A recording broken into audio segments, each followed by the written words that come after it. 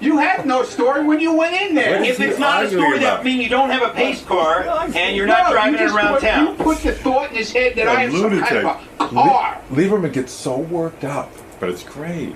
It's the most moronic argument. Oh my God! So passionate about it. Lieberman goes like this. He goes, Yes, hello, Red Gypsy.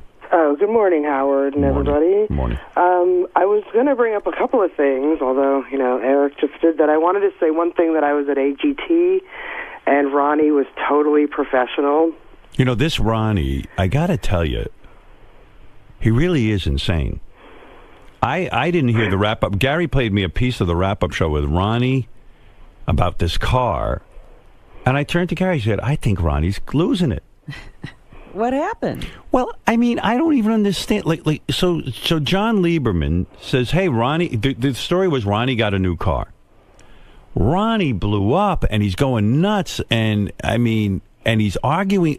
There was an argument on the wrap-up show. It made no sense. You got to hear this. Did you hear the wrap-up show? No. All right, listen to this.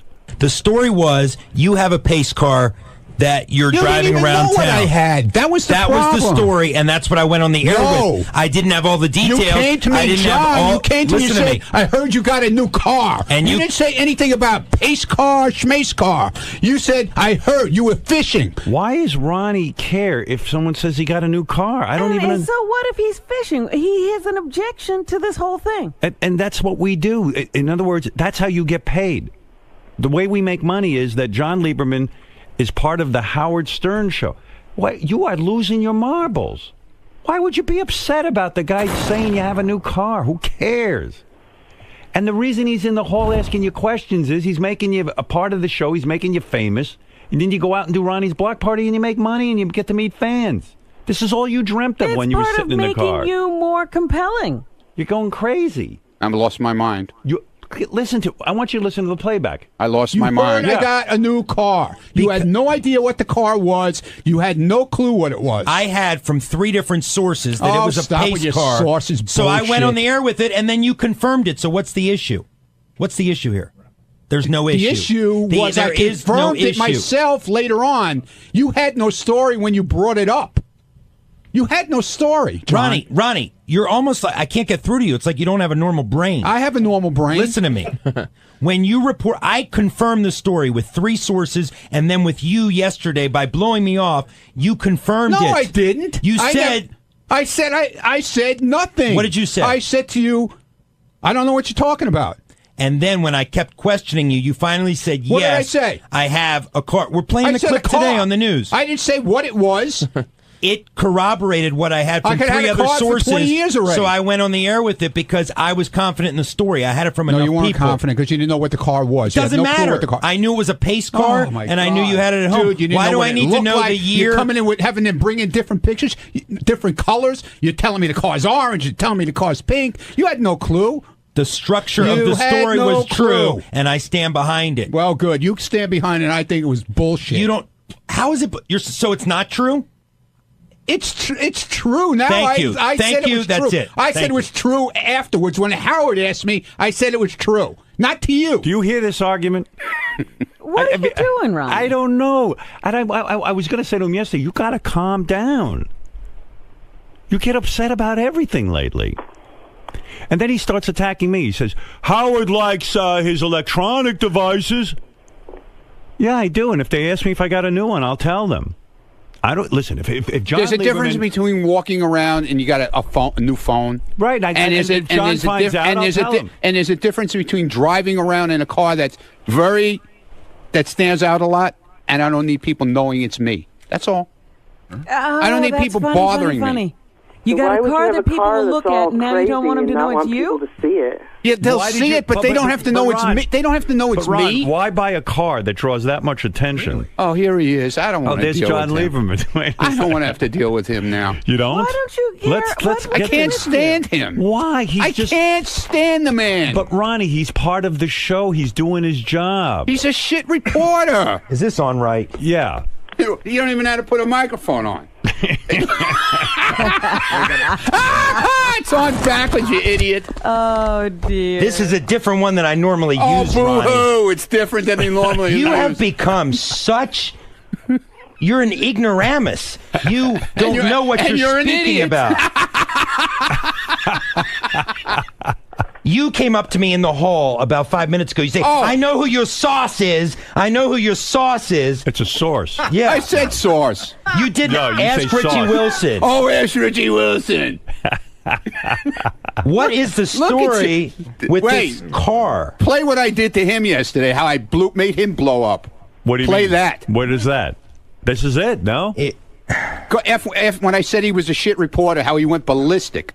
Well, here, I mean, I'm in the middle of the Ronnie argument. So That's what's what I'm the bringing issue? out. You're confirming my story. No, dude. You had no story when you went in there. If it's not a story, that would mean you don't have a pace car and you're not driving it around town. You put the thought in his head that I have some kind of a car.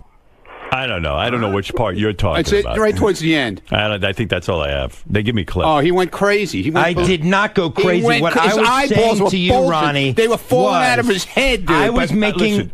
Listen, let me explain this to Ronnie. The reason we hired him... I don't care. ...is because... I don't care where you hired him. Yeah, but you're working I don't here. like him. Yeah, you don't have to like me. I don't like you. You don't have to like me, but you can politely say no comment. But you see, when your reaction is so out of bounds... That's all I have to say? Sure, you can say no comment on any story you come to me with. You know what? I just don't understand. I don't like you. So if it's about Ronnie's block party... Send Lisa.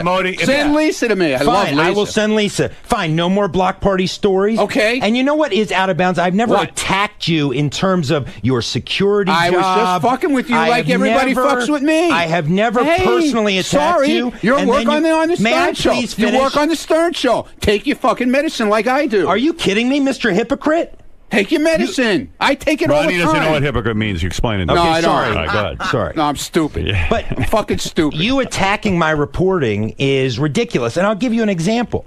There are a number because you sound like me now. When I go up to Gary, and I ask him a question, he is forthright. I say, Gary, because all the stories you do on Gary because Gary's running for park recreation there. Gary, let me give you an example of a story I did yesterday that Gary didn't want reported. I say, Gary, I heard you were in a car accident. I had two sources. What happened? I had two sources telling me he was in an accident. And you know what Gary does? How come you killed the story? It was on the air yesterday on Howard 100 News. You don't listen? No, I hate the news. Oh, so you can criticize, but you don't listen to what we do? Stories. I don't like your stories. Okay. I only listen to Lisa's stories. And Shuley. They're the greatest. You know what? Reporters. Shuley's even awesome, Scott DePace. Shuley is the best reporter, man. He's even funny when he does his stories. What about even Scott DePace? Yes. When I confronted him yesterday about some allegations that I've been hearing. I know what you're talking about. This TV camera was supposed to be covering him. He was having a meltdown about something. And he had the cameras turned off. He's instructed people not to shoot his picture. There are a lot of things. I got word about. Don't shoot him when he's leaning back in his chair either. And I will take this up with Scott off the air. Hey, bring it up because, dude, there's no truth to that. Let's go. Howard. Well, here are what my sources say. My sources. Here he goes again. I have multiple sources. Oh, I know around you here, do, man. And I protect them. That's why I get these stories. Probably. Yeah, I pay them. Pay him little informants. Little, yeah, because I'm not spending my money on pace cars. That you fucking run around chasing after. Howard, what'd you find out going on? You little fucking spies. But can I say something to Ronnie? If you don't want to be noticed in your car, don't buy a pace car with writing all over it. It's a collector's car, okay? Yeah, but if you don't want to be noticed, why? I don't bother you with what you do. Why do you have to bother me with what I do? Why does that bother you so much? I'm saying the logic there that you don't want to be on the news. There's guys with 50 cars in their garage that collect cars. No, I have one. I have no problem. It's a crime. I know. But I'm you sorry. Don't John asking about your car because you don't want to be noticed. That's a car that you get noticed in. I'm sorry. I mean, you're going to be noticed in that car. Dude, if they don't see me and they don't know it's me... How are they not going to see you? There's glass in the fucking car. They can look in and see you. And the glass is tinted, okay? Just like when you get in a car. It's not that tinted. Oh, it is. No, is it legal? Oh, Jesus. Here we go. What is that, Scott? It's a convertible. Oh, Gary. Yeah, okay. Do I have to put the top down, Gary? Do I have to? But you will. Do I have to put the top down? You don't care if people see you in that. Oh, stop it now. You're looking for attention. That's why you get a car like that. Oh, please.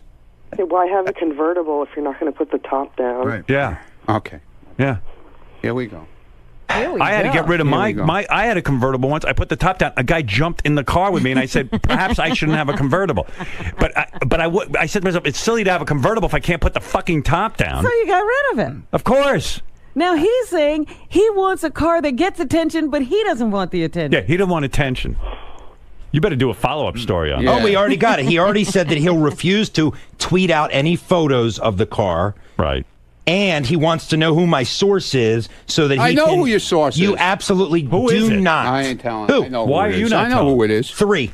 Name I know them. who they are. Name the 3. I know exactly Name who them. they are. Name one of the 3. I know one of them for sure. Who? Who is it? I'm not telling you. Why? I'm not going to rat your rats out.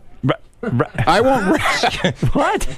Why won't you? I'm not going to rat your rats out. Who do you think You got rats all over the place. Yes, I know do. you do. Yes, I do. I know you and do. they're watching you. Yeah, good. Let them watch me. Who gives a shit? Let them watch me. You give a shit. Look at you. I'm just looking at you. I'm I looking can't at believe you. I'm seeing a grown man upset over a pace car that got out on the air. I don't like you. I told you that. I told you that in the hallway. And I told you you do not have to like me. You don't have to like me, but you can say no comment. I've had many other people not like me. No comment, and I don't like you. Isn't it okay to rat a rat out, though? No. And give your idea on who it might be? No. Why? Why are you protecting them? Why should I? You're protecting his source? Because I'm not like that. I don't rat people out like he fucking rats people out. I never rat people out. Okay. I never give up my sources on anything like this DePace thing. Let me tell you about this DePace thing. Go ahead. I have people running. Everybody knows about that. The whole hallway knows about what he's went got down. a report on that. I have you people know about it. I'm not saying anything. It's All not right, so my. let It's John not my say it, business. What we have You know what, confirmed Ronnie? is this. You would make this show very successful. Yeah.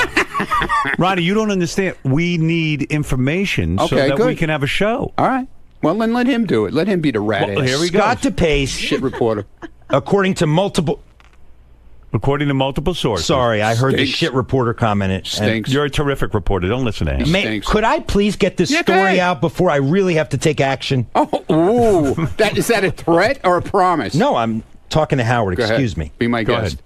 Multiple sources, Howard, say that Scott DePace Multiple has sources. set rules in the Howard TV control room. I heard he that. must be notified when he's being shot by a camera Yeah. because, in part, because he doesn't want any unflattering images of himself on the Howard TV behind the Here's scenes. another For guy example, when who he's doesn't understand how we make a living. For example, when he is sitting back in his chair. Thanks, Scott, Yeah. for taking the heat off. He doesn't want those moments captured. And in fact, I have confirmed he shined a mag light in one of the cameramen's cameras because they were trying to get a shot of him yesterday. Has everyone gone nuts around here? And he called, can I say something? one of Make his a living? producers. How are we and he gonna make a called- living? You did call one of the producers back there unintelligent yesterday as well. Is any of it true? Wow. Is any of that true? And I believe it is true. Bits and pieces, but not for the reasons he's Bits and saying. pieces. Go ahead. So the first thing is, yes. I simply don't want a camera spying on me. I have no problem when a camera. When Me neither, asshole. Well, none of us want a camera spying. So on us. all I requested was that they let me know when they're shooting and when I'm in the control room. I'm in the control room doing my thing. Yeah, but something went down that would have been good on Howard TV. No, not once. I simply What was the said event? I want to know. Now listen. So no, let me explain to you. John, what was the event No, that let me he explain. boycotted? Let's hear, Howard, with all due respect, let's hear what he says so that I can contradict it with facts. On the life of my kids, I never told them they can't shoot me. Never once. But the other day they couldn't shoot you. They could too. They have to inform you. All I said is just let me know. So it went, a couple of segments went by when all of a sudden I look over my shoulder and there's a camera there and I'm like, hey, can you just let me know? So then apparently, so they were letting me know, but it wasn't loud enough. I wasn't hearing it. So I said, well, can you tap me on the shoulder or do something so that I know you're shooting me? And that was the whole controversy. But I thought there was something going on that was of particular interest, and the guys were afraid to pick up the camera because they couldn't alert you during it because you were having a meltdown. Yesterday, my switcher was melting down. I'm doing all this stuff, and you were yelling at me because there was shit in the monitor. Right. Rightfully. Was that the incident? No, there was another incident as well. During when Tell Lee to get in here. When Kelsey, the woman with the large breasts, came in, and there was the jumping jacks incident back in Howard TV. Right. My sources tell me that Scott told them not to shoot it, and in fact yelled at Greg Carmel, the cameraman, for documenting the event when he was just doing his job. That is a lie. That's libel. I'd like then to let's take get that them person in to court. Then let's get them in Whoever here. That person is. I have that was a flat out lie. The only So reason are I did you- it was because there was a camera. Are there. you censoring what is being shot of yourself? Never once. No. You're not censoring. Can I ask a question? I got a question. Not that I'm aware of. Scott, if you get into an argument with somebody, somebody doesn't have time to tap you on the shoulder, but it's interesting. Will they get in trouble if they shoot? No, I'm talking about that is not what I'm talking about. I'm talking about when I'm doing my job and over my shoulder there happens to be a camera there, and not when I'm arguing with someone. That's of course fair game. Nobody shoot it yesterday when you were having a huge argument in the hallway, and Jason went out, and everybody was afraid to shoot it because they were told they can't shoot you. What is this? All right, listen to me. Listen to me. Yes, Doug, what do you want to say? Bring one of these people in here. Is this one of them? That's one of them. No. I'm actually going to defend Scott. Listen, let me say something. Never mind your defense. Here's what I'm going to say. Well, I'll tell you what. I got to cut through the bullshit. He's not interested in that. Everyone, cut the bullshit. None of you are superstars. I am a superstar. You are not. The reason people know your name is because of me. Why do they know your name? Because we make everyone part of the show. You don't pick and choose what you can be part of. Get the cameras on, and let's go, baby. Can I just tell you what happened? Jason saw this fight, part 2. Now, I don't know why John, the great reporter, is not reporting that he has this all on. He was in there with the microphone. They had part 1. It was all on camera. It was all on. He recorded it. So they picked it up in the hallway after the show, and I guess there just wasn't a camera around. My camera. Why don't I have the tape this morning? I don't know. In other words, if it were anybody else, you'd be Gary. You're not going to believe this. Jason and John Hein had a huge fight. Here's the audio. Good point. Why is it not being shown? I think you're going to be bored. Is there an edict, Doug? Why didn't you do this? Is there an edict? I did the story yesterday on Howard 100 News with Lee versus Scott. But is there an edict that Scott cannot be shot in unflattering positions when he's leaning back in his chair? No. Well, I don't think I want to be shown that way. And if I knew a camera was on me, I probably would straighten up. Of course, I'm not an idiot. And that's the point here. The point, what Gary is saying is, cameras can shoot Gary ad nauseum, but you are putting rules on what cameras can show. Well, if that's true, then tell Gary to turn that camera on 24/7. I want to see what he's doing in his office. It's on all the time during the show. No, it's not. He hits a button and it goes on for 10 seconds. That's after you fucked me last year. But also, every day I'm here. All right. Lieberman, you got this one wrong, pal. I did not get this one wrong. I totally stand by this. All right, as long as it's straightened out now. Yeah, sort of. Everybody's a superstar right here. Ronnie doesn't want to be asked questions. Yeah, they're all going no access. No access. No access. We won't have a show anymore. Never said it. Lieberman, good job. Thank you. Bullshit. Good job. Bullshit. No comment. Scott. Well, I got King of All Blacks wants to comment. Thank you, Red Gypsy. King of All Blacks, yes. Yeah, Ronnie and a couple of other people up there, they want to be you, right?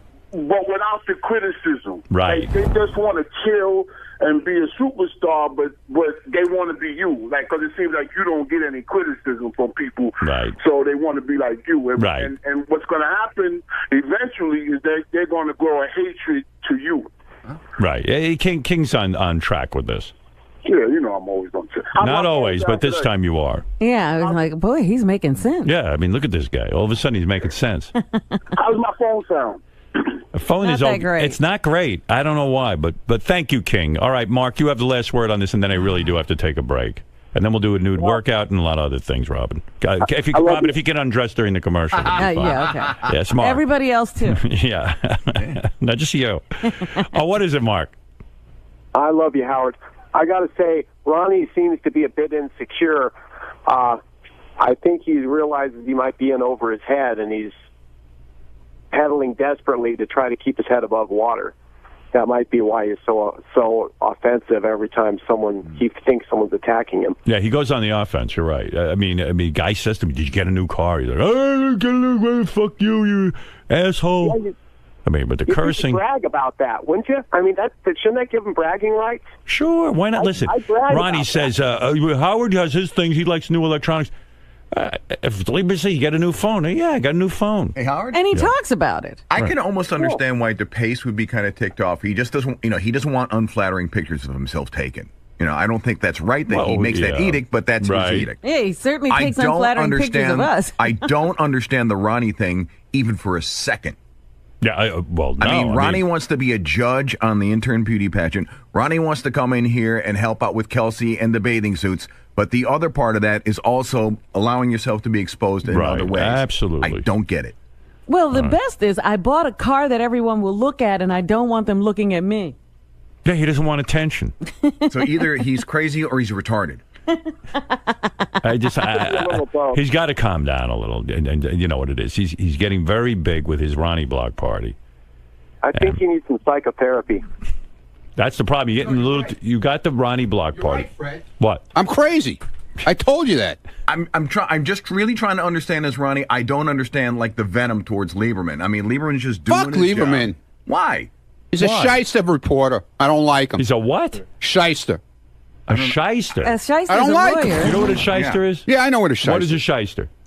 Never mind. All right, that's right. I don't know. Whatever. Listen. But you're funny too. Calm down. No, I don't. What am I doing? I'm not doing anything. That's right. You do nothing. I'm not doing. So be happy. You got to Yeah, here we go. Well, I just agreed with you. Here we go. I agreed with you. Nothing. You said I don't do anything. I go. I agree. All right. You're right. I do nothing. I agree with you. I do nothing. You're right. Why do you have me? If I do nothing, you're right. If I agree with you, I'm part of the wallpaper. No, you're right. I'm fucking crazy. I told you that. Didn't you have Lieberman to your house for a barbecue? Didn't you have Lieberman to your house for a barbecue? Yeah, because I like his girlfriend. I can't stand him. Oh, but what, John? No. Didn't he have you to a barbecue? And his nice son. He has a nice son. Yeah. But he's a douchebag. I'm sorry. You like his girlfriend and his son. Okay, let me tell you something. Jim McClure just sent me an interesting email, and this should put this to rest. Look at you. You told everybody at the barbecue. Look how angry you are. You told everybody at the barbecue that you had, which I attended. Right. Thank you very much. Yeah. Mm-hmm. That about the pace car. So it can't be a secret. You wanted it known. I didn't hear it there, but you wanted it known. No, I told friends of mine what I was doing. Oh, you know when You're you not my tell friend. people that it's going to get... You're not my friend either. Good. And by calling on me to be fired yesterday, that is extremely disrespectful. Look, yeah, that's the part you missed on the wrap-up show. Because I would never question you in your capacity. I would never say, Howard, Dude, I think this guy should be fired. I was tweaking your buttons just like everybody else does to me. And you didn't like it at all. And you went off the deep end when I said that to you. And you DePace went is a off man. the deep end. I will give this to Ronnie, DePace. You went over the line. He never criticizes your job. Never. Oh, I was screwing around with him like everybody does to me. You Okay. went over the line. All right. Yeah, I go over. I don't make personal attacks. I go over the line. You said he's not competent. I go over the line. You And said he was incompetent. Look. At least Scott DePace stood... Yes, sir, General! At least Scott DePace stood there. Listen to me. At least Scott DePace stood there just now and answered my questions. Good for him. Admitting that he has put rules on when the camera can shoot him. He must be alerted. You're Jewish. You just told me... Dude, you're Jewish. What are you talking with your hands for? Jewish people don't talk with their hands. Scott, you just told me... Italians do, like me. Scott, what the hell's wrong with you? Scott, you just told me that you alerted everybody that you have to be told when you are being shot. Where's your black dick, man? Let me see it. Yes, that's true. Thank you. Howard, did you hear that? Yes, listen, you don't have to justify this to me. You're so upset. I am not upset at all, but I don't like... I do not like when my professionalism and my profession is questioned. I know how to be a reporter, and I am not here to explain to you. I am not here to explain to you the fundamentals of journalism. All right. You're going to blow an eye vessel like me, man. Look out. But now you pissed off John. Wow. I'm done. Did he just throw down the Yeah. It's getting crazy. Everybody around here is nuts. Mark, go ahead, because I got to take a break. I feel for you, Ronnie. It really sucks when it feels like people are teaming up on you. Well, but, hey, you got people out there that are supporting you. I'm not sure where they are, but they're out there, okay? Teaming up on him. They asked him if he got a new car. Yeah. I don't know quite what to say about it. Maybe he's self-hating and projecting it on others. I can't quite... I mean, what kind of question is that to blow up over? Don't you want to know about Ronnie's new car?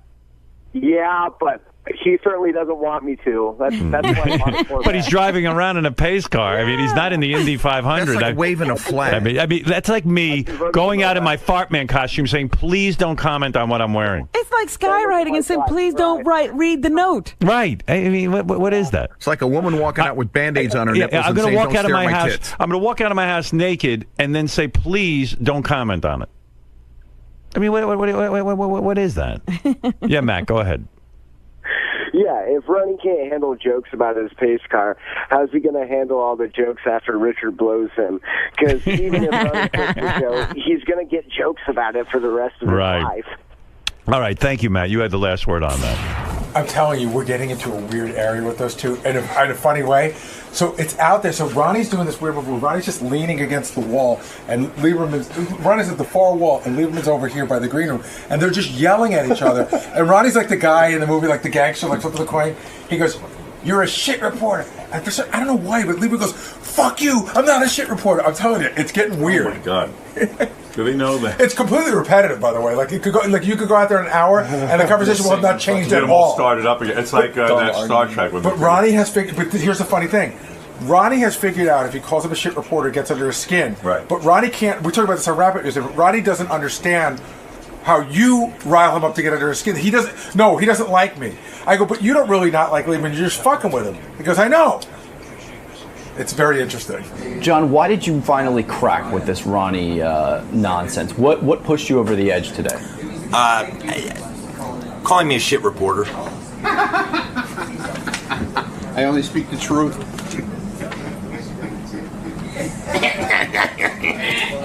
But you're typically able to separate the two. I am, but you know what, Greg? I am able to separate the two, but I don't like to be called a shit reporter in front of millions of listeners and viewers of Howard TV. I mean, nobody likes their professionalism questioned, and that was the point. I've never once questioned Ronnie's professionalism. I've never once said Ronnie's a bad security guard, or Ronnie isn't good at his job, or Ronnie isn't good in this way. I was simply reporting a story, which, Greg, I want to point out, turned out to be true. The story I reported was true. He has a pace car. That is the bottom line here. And Ronnie trying to tell me how to be a reporter is completely and utterly ridiculous. And then suggesting that I should be fired goes too far. It just goes too far. What do you think this speaks to? I mean, why would Ronnie take these roads? Why would he go down these avenues? Because... Fuck. Because when you have no defense and you're backed into a corner, you scratch and claw your way out. And that's I'm always watching you. Exactly. But this Ronnie thing is not going to end, because the reality is, when you break it down, he knows how to push my buttons and I know how to push his. This may go on forever. Just remember, I'm here behind you, man. I'm always around. Watch those cupcakes. He's put on a few pounds with the cupcakes. He's worried about me watching cupcakes. You should be watching the TV screen, man. Is it safe to say that the honeymoon is over? That your little golden era that you enjoyed my the first 1 year. year? You know, this week marks my 1 year. I think the honeymoon, or maybe it marks my 1 year. So my honeymoon's over. But you know, at the end of the day, we'll just have to see what happens moving forward. Keep up the good work, John. It's a sign of your solid reporting that you've started to crack some of the team members around here. Thank you, Greg. You're next. Sucks.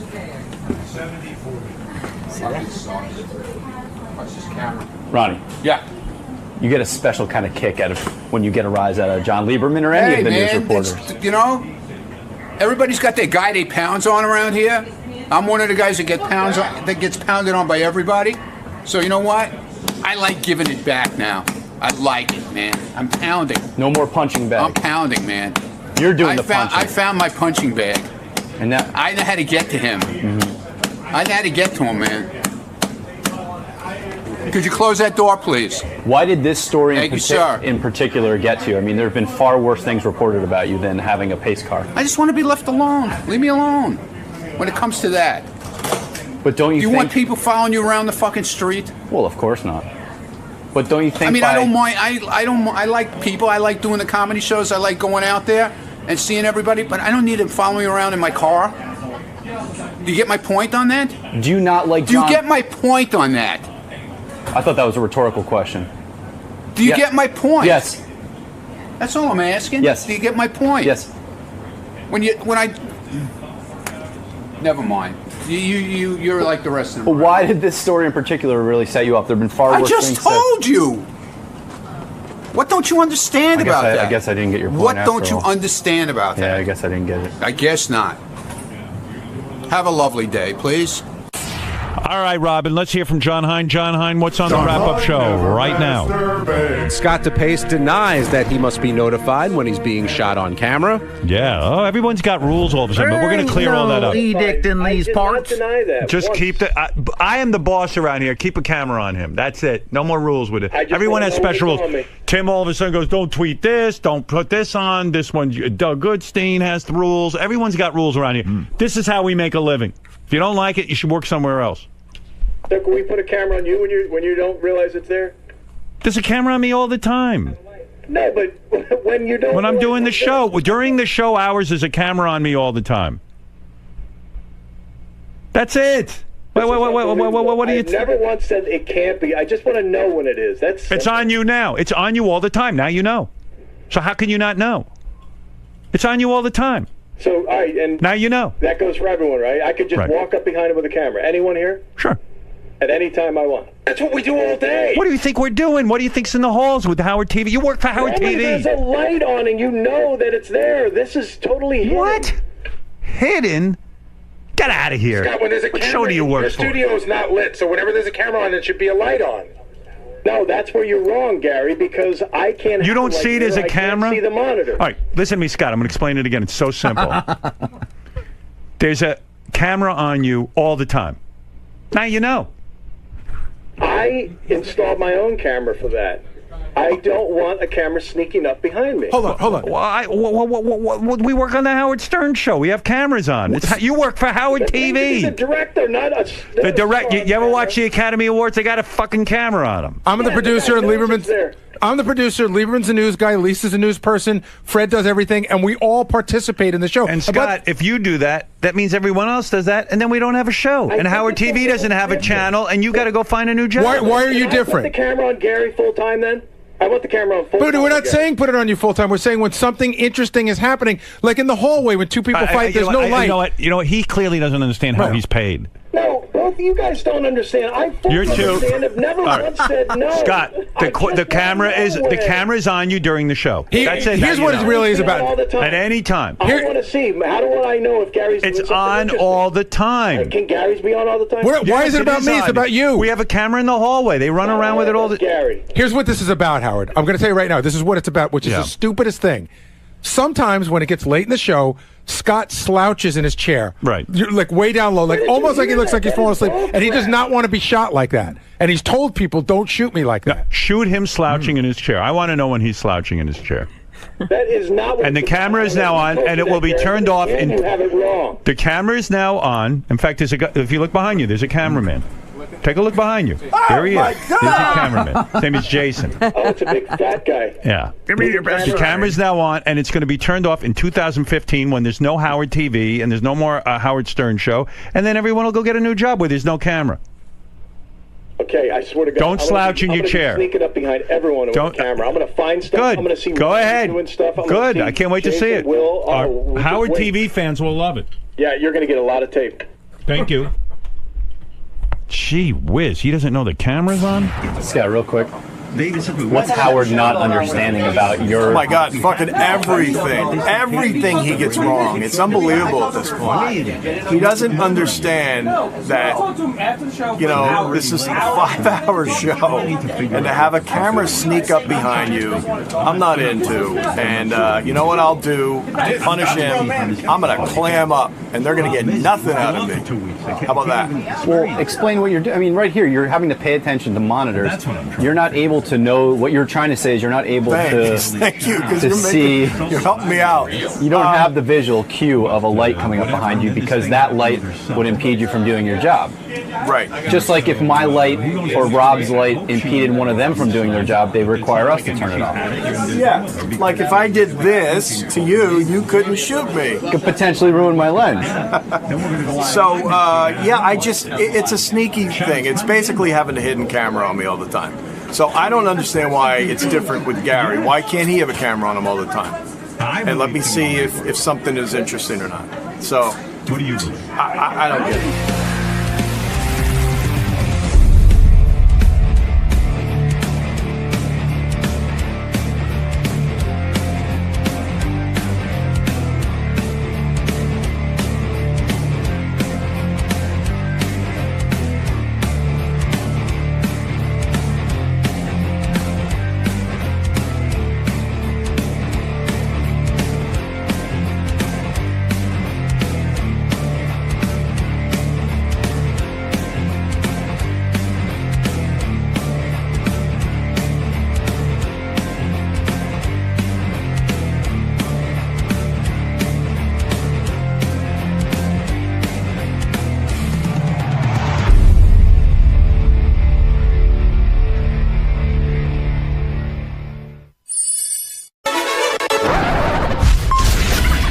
This is a Howard TV original production.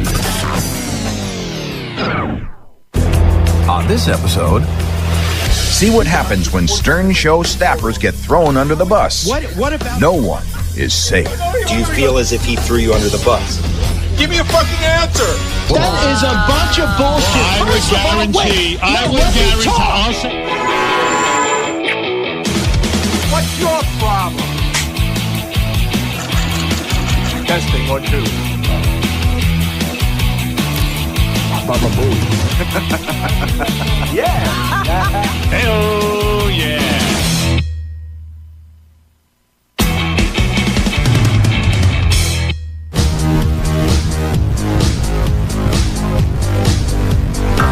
Around here at the Howard Stern Show, under the bus means when somebody goes behind your back, rats you out to somebody else, and then that information gets on the show. When somebody gets thrown under the bus on the show, the damage can last forever. There's feuds that have been going on the show for years. It's like taking your pal who you're hanging out with. Hey, how you doing? Oh, there's a big fucking bus coming.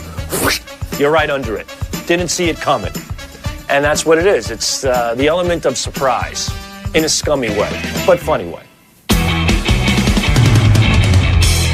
Working at Stern, it's definitely like swimming with sharks. I mean, everyone is looking for the chance to nail you. Jason Kaplan and I were talking, and Jason led on to me that he believed that Scott DePace was using the robotic camera to spy on Howard's call screen. Scott DePace went to the news and was starting to complain about Steve Brandano not letting him know when callers up, certain callers, that they want to put pictures up, like Bobo or Marianne from Brooklyn. To which I commented to the news, I'm shocked Scott needs Steve because he's always using his camera to look at the phone screen. A Howard 100 News investigation is raising questions about Howard TV director Scott DePace's use of the robotic camera that's perched behind you, Howard. Scott admits sometimes using the camera to focus on Howard's screen that shows the list of callers waiting on the phone. This controversy started because Scott was mad that Steve Brandano didn't give him a heads up when certain people called so that he could have a good story that you just did. You just did a fine piece of reporting. Thank you. That practice is no longer allowed. Howard. That is for my eyes only, not for Scott DePace. I don't want to share who is on the phone, or I don't want to make my screeners uncomfortable with what they write on the screen. There is no reading of my screen anymore. So Scott DePace was using his cameras to figure out what was I was doing nothing wrong. First of all, I can always... Do we understand each other? Yes, Howard, but allow me to tell you something. I can easily go back in Will's office and see the same thing. It's not like I'm spying. Don't spy on me. Scott was looking at my monitor where the phone calls come in to judge whether or not Will was stacking the deck against him and things like that. I can't have that go on. I can't have somebody pressuring someone about their job. No one is to look at the computer screen where I have notes about callers. It's for my eyes only. This is such a I don't. This is such a crap story in the first place. What does he think he needs to learn?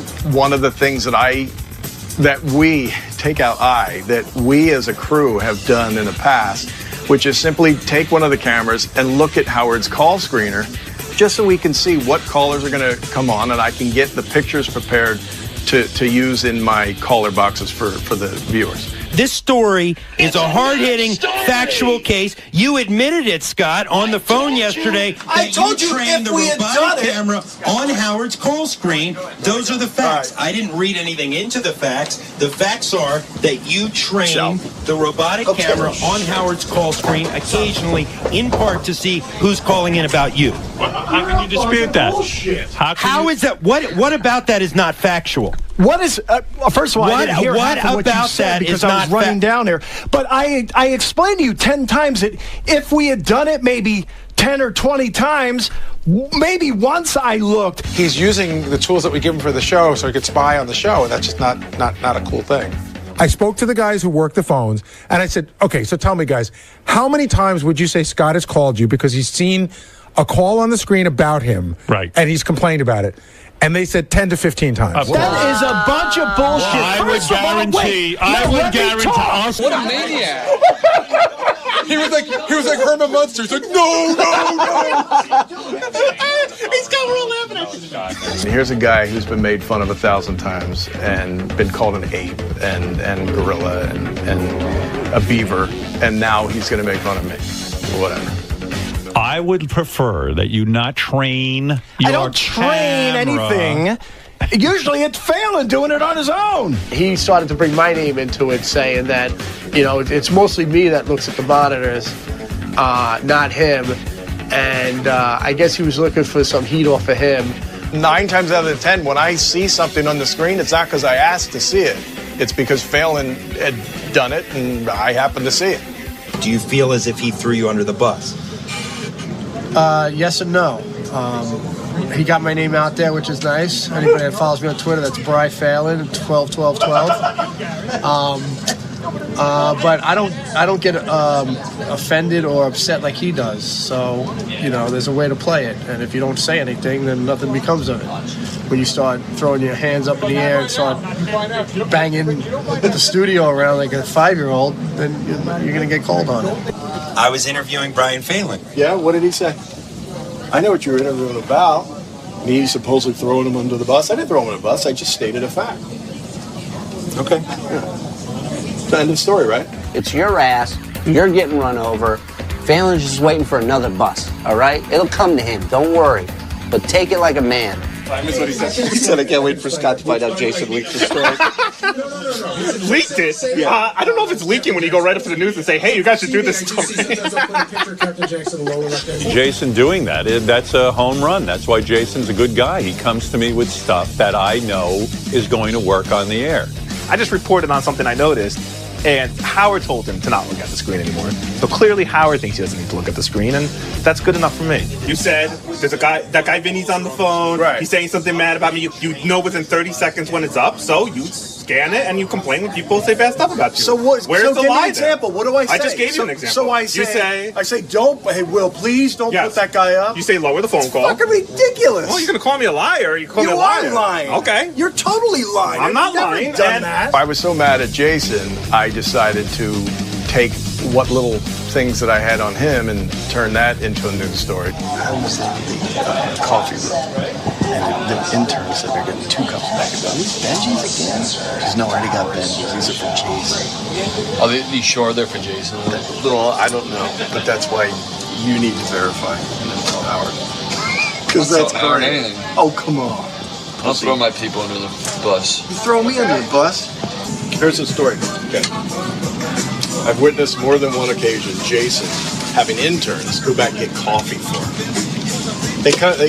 That's true. I've seen it. They go to college, and here they are being interns, and that fat lazy ass can't go get his own fucking coffee. So DePace claims that Kaplan uses interns to get coffee.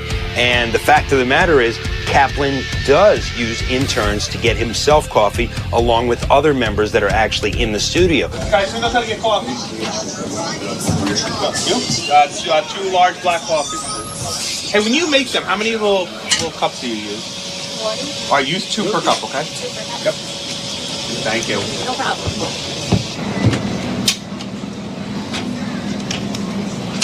Hey, man, checking in. Thank you. Do we want on my desk? Thank you.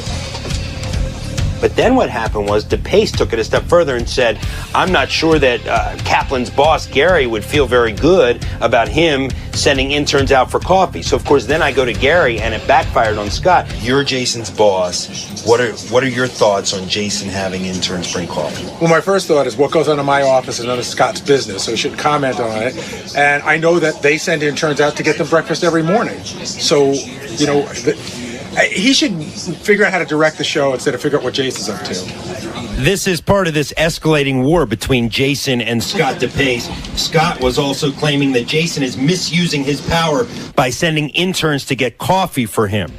When that story came up on the air, Howard backed it up 100%. Jason is very busy during the show. Yeah, he records everything that happens. And I have him doing 20 different jobs, and if he needs a cup of coffee, I'm okay with that. Wow, I'm shocked. Why are you shocked? He has time during the commercial breaks to go get a cup of coffee. No, he doesn't. I think it's just ridiculous that a grown man with, you know, although he is a fat guy, who can't walk 25 feet to go make his own coffee. He's obsessed with me. I know. He's obsessed with me. You've been trying to tell him, get me in trouble for everything possible. You're obsessed with me, Scott. Tit for tat, then Jason, fat fuck piece of shit, then tried to get me in trouble for working on my Video Caddy website at work. Well, Scott, you were right. Send the interns to get coffee in the morning. For Fred, Benji, for myself, sometimes for other people here, sometimes for the guests. It's part of their job. If we want to go down this road, I can certainly start reporting some of the things that Scott has people do. Why don't you ask Scott DePace about how many hours at work he spends working on the Video Caddy website? Jason Kaplan went on the record to suggest that, Howard, you should get a piece of the company because the work was done on your time and your dime. Scott, is that true? Howard, we've talked about this in the past, and if it happened once or twice, that was it, and we've already talked about it, so this is an old story. I have not worked on a website in a year. When someone pisses me off, I don't generally talk to them for, it takes me a few days at least. In the case of someone like Jason Kaplan, who's thrown me under many times, at this point, I still don't want to talk to him, and it's been a couple years now. If you want to come back and say something else at me, I'll come back with something else. My back pocket is huge, like everything on me. And I got lots of stuff in my back pocket on everybody. Everybody. I find myself, for the most part, to be the one throwing people under the bus, although I don't like to do it that often, but you know, when I have a tidbit, I'll pass it along to Howard. I went to dinner with Ronnie almost 2 weeks to the day after the party with Ganji and Richie Wilson. Right. And we were talking about the party. Right. And he was like, well, I said, you know, we put a clip reel together. We pulled a bunch of clips. He said, what'd you pull? I said, Howard's speech, Robin's speech, JD's poem that he read, you know, from your speech, and your speech. And he said, what the hell are you talking about? I said, don't bust my balls. Stop it. I didn't make a speech. And he was dead serious. Do you not remember you made a speech at the party? I was there. I remember doing the thing with JD. That's what I remember. Wow. I said up there. That's what I said. All right. I knew I gave a speech. Did I remember every word of it? No. This is a man who took me from a limo seat. I've sat in a limo, in a broken down limo car, and this man took me. This was a social, non-work event at a restaurant in his fucking town that he invites me to, and then he throws me under the fucking bus like an asshole. He doesn't know he made a speech? He wasn't goofing on us, and he thought we were goofing on him. There's his speech. You don't remember? Are you excited to hear your speech on the show Monday? Tuesday? Dude, you're never safe. You're never safe. There's no such thing as safe. It's like constant. It's a constant TV and radio show. Constant. On Howard's computer, one-way instant message system that we get to send Howard notes on. And a lot of those notes are, hey, prank phone call on GP1 in purple. And so what we'll do with this is Richard and Sal come back and tell us, hey, this specific prank call is on this page in this color. So Richard and Sal put up a bid. They let me know the bid was up there. I put up a note for Howard. We did go out on the street and ask people about Gaddafi, and there were several women who actually were upset that he was gone. I mean, I can't imagine. It was wild, right? Let me see. I'll play it for you. A lot of times when Howard's talking about something, we'll put a bid up. And if he doesn't get to it soon enough, we take it down because a lot of the pages are congested. You put up a sign, GP1 in white. There's nothing in white. Is this Scott's problem? Is this Scott's message? I don't fucking know whose problem it is. I don't know. It gets me annoyed. Howard calls for the bid. I'm not looking at my computer screen. Gary yells out for the bid. I yell where the bid is. It's in GP1 in yellow, whatever. And the bid is gone. So everybody's confused. Mass confusion. Who put the fucking note up? Give me a fucking answer. Richard put the note up. All right, so where is it? Column 2, GP1 in white. GP1 in white is Ronnie Mund inside the actor's studio. GP1 in white. Is Ronnie Mund. So we don't know what that means. I don't know. I didn't come in here. Let me get Richard. Hold on. I need to know who put a note up. I need an answer. Richard. All right, so someone's got to answer the fucking question. Gary was really pissed. It's kind of like at the zoo when you taunt the apes and they go crazy and get really angry and start throwing their feces at you. If Gary hadn't already taken his morning shit, I think he would have shit in his hand and threw it at me and Sal. I'm screaming and yelling, nobody's answering. In other words, you put a note up and then nobody knows what it means. You're telling Howard Gaddafi bit and it's Ronnie bit. So I don't understand. Here, come here, look. Right here, Ronnie Mund inside the actor's studio. Yeah. So what does that have to do with the Gaddafi bit? We had a Gaddafi bit up before and he didn't go to us, so we took it down and put this. I know, but now, why? I don't understand. If you put stuff up, leave it up. Let me be the final decision on it. I would have taken the bull. Maybe I would have taken it down, but I'm taking shit for something I didn't have control over. I'm the one who's going to get yelled at. Howard, what the fuck is going on? The answer is I don't know, and nobody can answer me. What do you want? Before you know it, I look like an idiot. Rich looks like an idiot. Gary doesn't want to look like an idiot. He runs into the studio and he makes Howard aware of what just went down. I want to explain to you, by the way, what went on before, because I lost my voice because I was screaming. Richard and Sal put up a note that had these Gaddafi things, right? Then they were up for like 45 minutes. I guess you didn't go to them. So then they were up for 5 minutes. Well, whatever it was, for some reason you didn't go to them. So Richard and Sal put something else up, and they took them down. And I go, "Why did you take it down? You never take anything down." Listen, we got to have a fucking meeting. I talked to them about it. The second they put something up, I can't respond to it. It's in my head that it's there. So they said, if they put something up during, they have to leave it. I said that to them, and I said, "Why did you take it down?" And Richard goes, "We were out of colors." I said, "Fucking, there's a million colors in." Oh, come on. So I talked to them about it, but I wanted you to understand what happened. It just makes me sound like a fucking idiot. I mean, they've never taken anything down before. I don't know what the rush was. The page wasn't even full. There was nothing on the page, and then I go there and it's not there. Here's the difference. I want to know what happened. Howard wants to know what happened. Somebody says something in the office they don't want people to know, and somebody repeats it back. That's throwing a person under the bus. There's a huge difference. Once I know it's up there, I'll get to it. I might take a half hour to get to it. I might take 2 hours to get to it.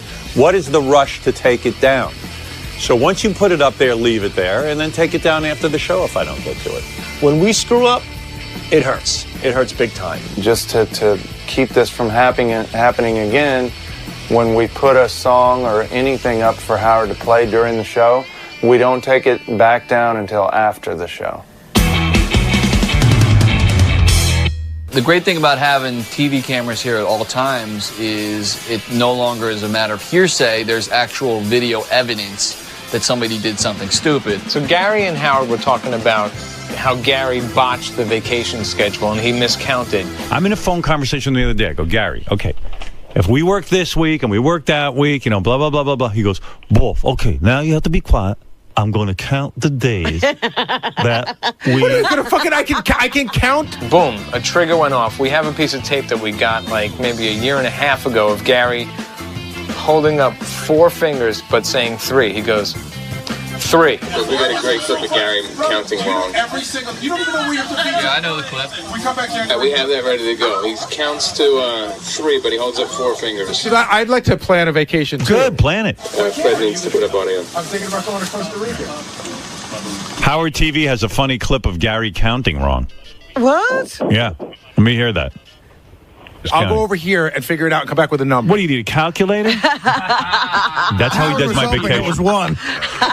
In a courtroom, 3. And he holds up 4 fingers. Listen, that's the guy counting the days.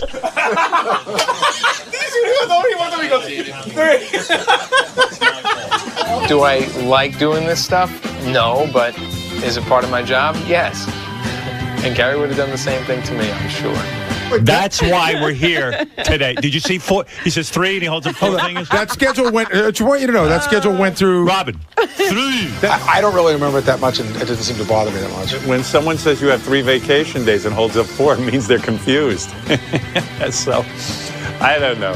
It's all fun. It's all a good time. I think in the history of the show, there's been 2 people who have relished the job of throwing people under the bus. For many years, it was Stuttering John, and more recently, I would say it's Jason. Jason Kaplan. Jason Kaplan. Jason Kaplan. Jason Kaplan. Jason Kaplan. Jason's the guy. Jason takes so much pride in it. Like, he enjoys it. It takes one to know one, and that motherfucker knows buses. He's great at it. He has a great memory despite all of his use of marijuana. He loves to throw people under the bus, and he does it to kiss Howard's ass. You got to watch what you say to him or about him or fuck what you say about him. He knows he's a fucking prick. This is an entertainment show. This is like, it's like Survivor almost. Like, who cares? This is what we're here for.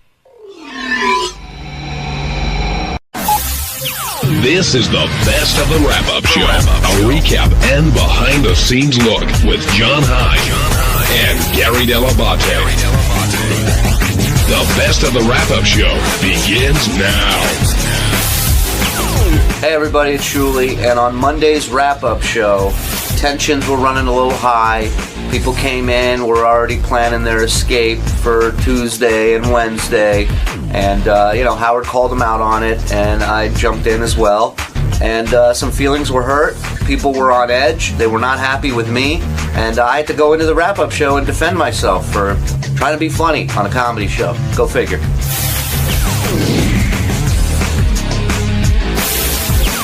Are you undependable? I do not think I am undependable. But Howard asking you that just cuts you to the core. Well, okay, do you think that Howard's being disingenuous when he says, hey, I just asked a question? Do you think there's a difference between asking, do you think you're going to be able to make it in tomorrow, and can I depend on you? Do you think can I depend on you is a bit of a loaded question? Yes, I'd absolutely. Right. Yes. And we all knew it, but apparently you didn't know it. No, I did know it, but he's like, what do you mean? What are you talking about? And then, well, I'll, there's a guy up on the board that take the call from number 7. Oh, I just took 4, so hold on. Oh, that's okay. That's okay. Chris, you go first, then we'll go to 7. Chris in Connecticut. Hey, Chris in Connecticut, how you doing? Hey, guys. Great show. Listen, Gary, I think, Howard and Robin are a little out of touch with things. And I understand what you're saying. You want to be there with your family. There is stuff that you can do. They have people that can do that stuff for them. I don't know. I think it was just, I think it was a little too harsh on you. Well, that was the other thing, too, when Howard at one point said words to the effect of, oh, and then all the anger come out. Gary goes, you have 2 houses and you have a staff of people. That's not jealousy or anger. I've never been jealous of his home. I am so happy for him that he has what he has. I'm just saying you have options that I don't have, so don't compare us. So this is one of those weird things, and I'm talking as a Howard Stern fan, not as an employee, where I disagreed with every single thing that Howard said to you about the hurricane, and yet enjoyed every single second of it. I mean, I was laughing. I felt bad for you. I came and talked to you, I think, a couple different times, but oh my God, was that funny? Even though I thought he was totally wrong in what he was saying, it was still great. Yeah, that's Sorry. that's what we talked about last week. That's the weird backhanded compliment I get. It is weird. Love you, Gary, but I love when he yells at you. Did it make it worse that Shuli was in there piling on? It did. And Shuli's out having a cigarette. I told him, he goes, should I have a cigarette before the beating? I said, have 2. But because I think there's a line of people who want to beat up on him. But when you sit in the studio, yes, it's your job to be funny. Now, I didn't think everything he said today was being funny. I thought at times he was piling on. And even if you are being funny and you are piling on, you can't expect to walk out of the studio and act like it didn't happen. When you go in there, you're saying, all right, I'm going to fuck with Gary, and if there's repercussions, I'll deal with it. But Shuli wants it to be like, what do you mean, man? What are you talking about? So, first of all, the funniest thing that happened was after the show, you asked me, Shuli, if he was going to have time to come down to the wrap-up show. I didn't. No, Shuli always has time to come down to the wrap-up I didn't. show. He just said, do I have time for a cigarette? Even before? when John doesn't have time for Shuli to come down to the wrap-up show, he finds time to come down to the wrap-up show. You know, I thought Shuli was brutal to you, and some of it was funny, and some of it was, I can't wait to see what's going to happen off air between Gary and Shuli, like if there's going to be tension there. But, you know, there is something to be said since Shuli's not here to say like, hey, he's auditioning for a job. I would imagine. That's fine, but if, you can't blame it all on, hey, I'm trying to get the job, so I made you look like a piece of shit. And I said to John, it was a lot like the kid in school who accidentally does something right that the whole class did wrong. So he accidentally decided to take the room, probably because he just doesn't want to be home. And please, first of all, is there anything more embarrassing than Shuli gloating about the fact that he left his wife and newborn baby at home? I mean, forget Howard for a second. He kept pointing out to Howard, how cool am I to be at the hotel? That's what I'm saying.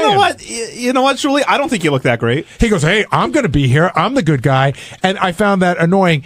And Shuli, in all fairness, is not a homeowner and never has been a homeowner. So doesn't Shuli, I think he rents, correct? I don't know. Hey, John, we're trying to see how long we can go without you talking on your own show. It's okay. You're doing great. I think he rents a house somewhere, right across the river. So if a tree falls, he's like, "Go pick up all my shit, let the water come in. It's not my headache." Will was I'm going home after the show. I'm trying to get a car service to go home after the show because I will not be able to relax tonight thinking that my wife is home scared. Even if it's just listening to the wind and being scared, I can't hack it. And Will is very much undecided. And I told him, I go, when you get a call at 1 o'clock in the morning that a tree branch came through the window and your wife and kid are screaming and they need someone just to comfort, forget fixing this shit, just comforting them. Well, you're gonna feel like garbage. And but that's a huge point. Yeah. Because so Robin's like, what are you gonna do? Cut a tree down? I'm like, no, but maybe I can help my family from being scared shitless. Right. You want to be there for them. Right. And Jason, you're right.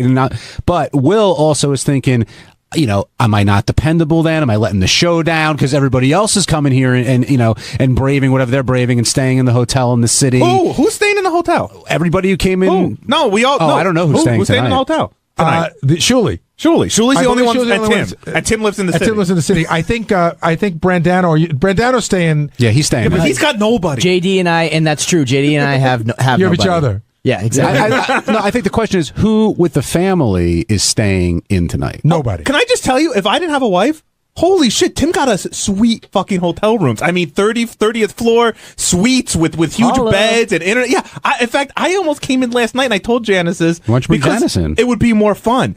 I wanted to bring Janice in last night. We had the hotel room for last night because the transportation was shut down. Yeah. She, even though it's a pet-friendly hotel, she would just not up and leave. I couldn't make her do it. She just would not. Even if I said we could bring the dog and the cat, she was like, I'm not leaving the apartment. I do want to say one good thing about my staff, because I really do love the guys that work with me. For a guy like Jason or a guy like Will, this would be an excellent opportunity to stab me in the back. Meaning to say, this would be an excellent opportunity to take the hotel room and say, listen, I'm dependable. Gary's not dependable, but I'm going to step up. Only an asshole would take this as an opportunity to better themselves by putting you down. Shuli's here. Steve, I see Steve Brandano laughing back there. Shuli, you, I think, did a very good job in the studio today, and everybody hates you. Well, that's how you know you did a good job. Well, it is? My question to you... so I thought it was like they were like some sort of funny meter. So I sat Shuli down and told him how to work it, and that's what he walked away with. Shuli, everyone hates you. You're doing something Shuli, right. when you were in there, were you thinking twice about how far you were going to go? I understand Howard saying, Shuli, you're going to be here. Like, of course I'm going to be here. But you went well beyond, of course I'm going to be here.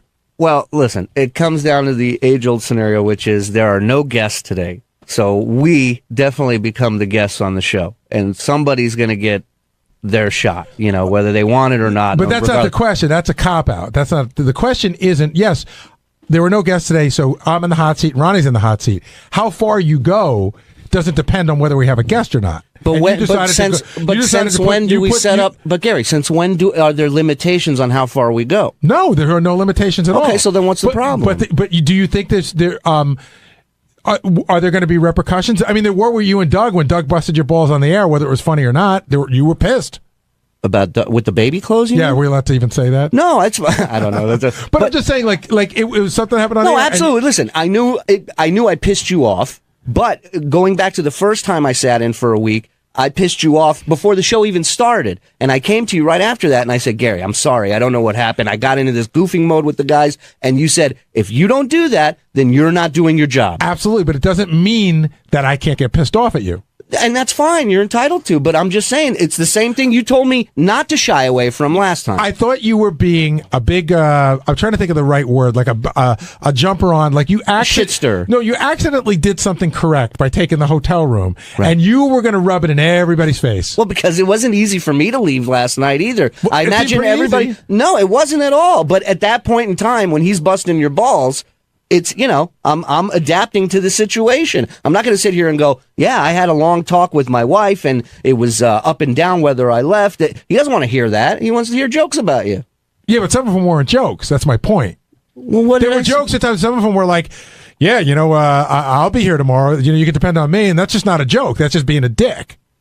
All right, well... but there's a difference. Okay. I'm all about... I will take almost any amount of shit if there's a joke involved. There was a lot of shit today where there were no jokes involved.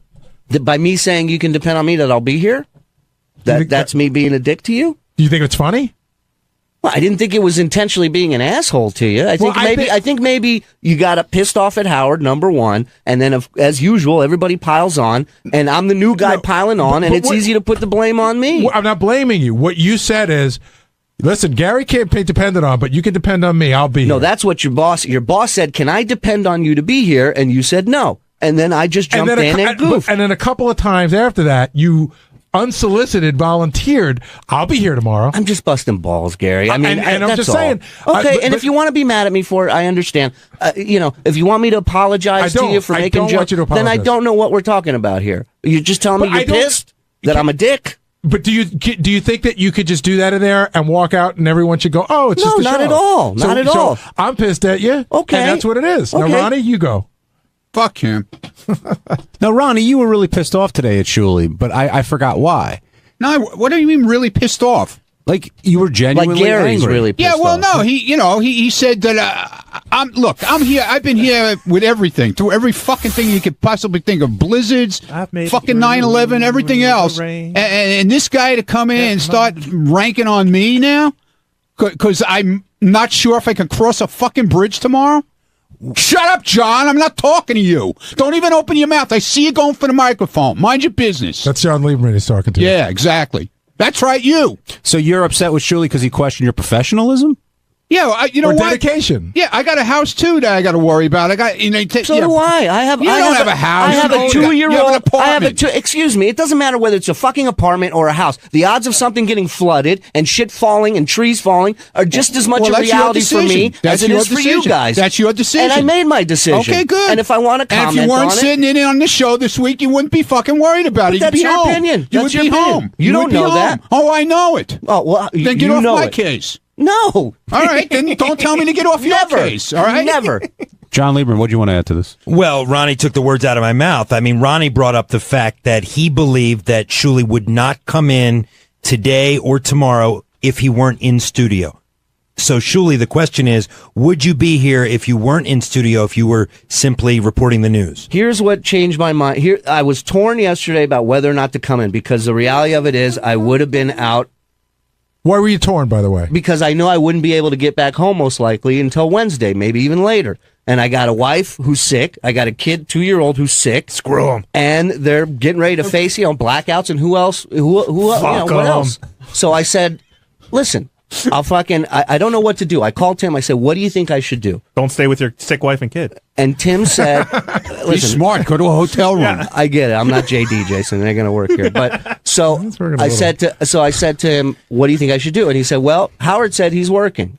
As soon as I heard that, decision was made. Done deal.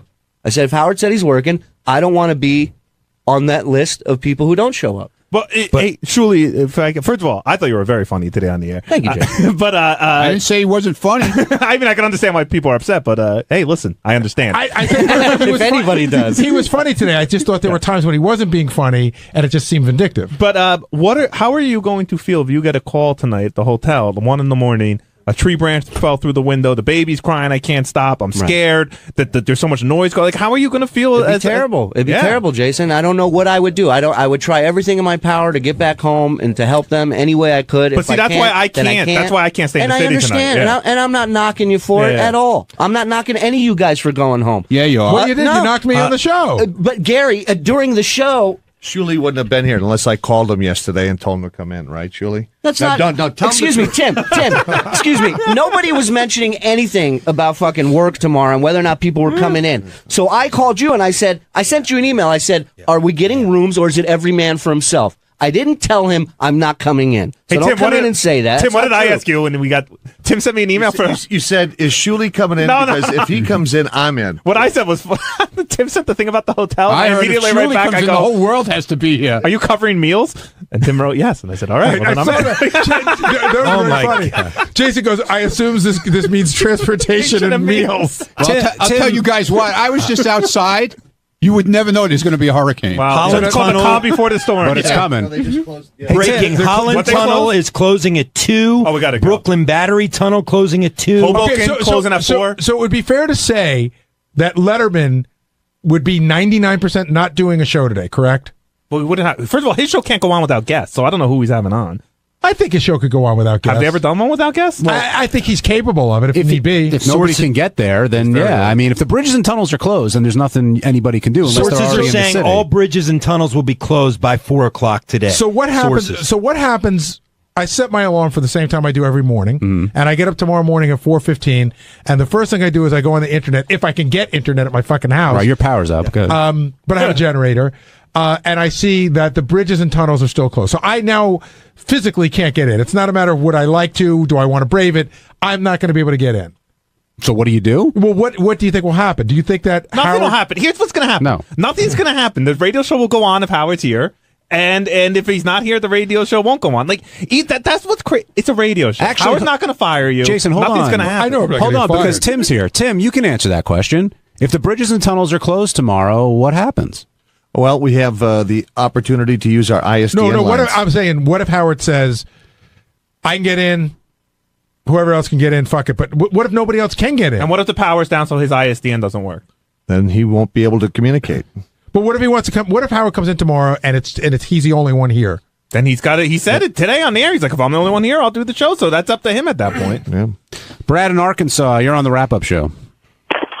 It's just me here. I think Gary's a little overly sensitive. The last week or two, it's kind of a gray area for Shuli when he gets on, Hey, say what you want, but don't piss Gary off, No, Shuli pissed a lot of people off, and I'm not telling him to stop doing it, but if you can go on the show and say, listen, I used to get mad at Jackie, and I used to get mad at Stuttering John, too, as they did at me when I would fuck with them. As much stuff as you and I have done for Shuli, revenge is a bitch, Shuli. What? Right? Jesus Christ. It's also a shitty show on Wednesday nights on ABC. As long as we're all beating up on Shuli, one thing I did as a fat guy, I took offense to this, that Tim took you out to a meal. Yes. Yeah. And then you paid for it, and then you turned around on him. And see, like, I think as a fat guy, if did I someone not pays for me. offer you money out of my pocket for my cheesecake that I ate? did. Okay, thank you, Jason. Number one, I'm not a total schnurr, all right? And my job as a reporter and to bust people's balls on this show is to monitor everything this fucking guy orders and puts down his gullet. By the way, that is a page directly out of the Stuttering John handbook. You could pay $1,000 in the champagne room at a strip club, and he'll make fun of the socks you wore and the tip you gave. Oh yeah. Hey, it's Gary Delabate, Baba Booey. Tuesday's wrap-up show was a very special wrap-up show because I wasn't here. John wasn't here because of the storm. None of us were here. You might have heard about that. I did it from my neighbor's phone at home. John had some sort of weird ISDN line set up. Some people were here in the studio, so it was very interesting. This is what happened.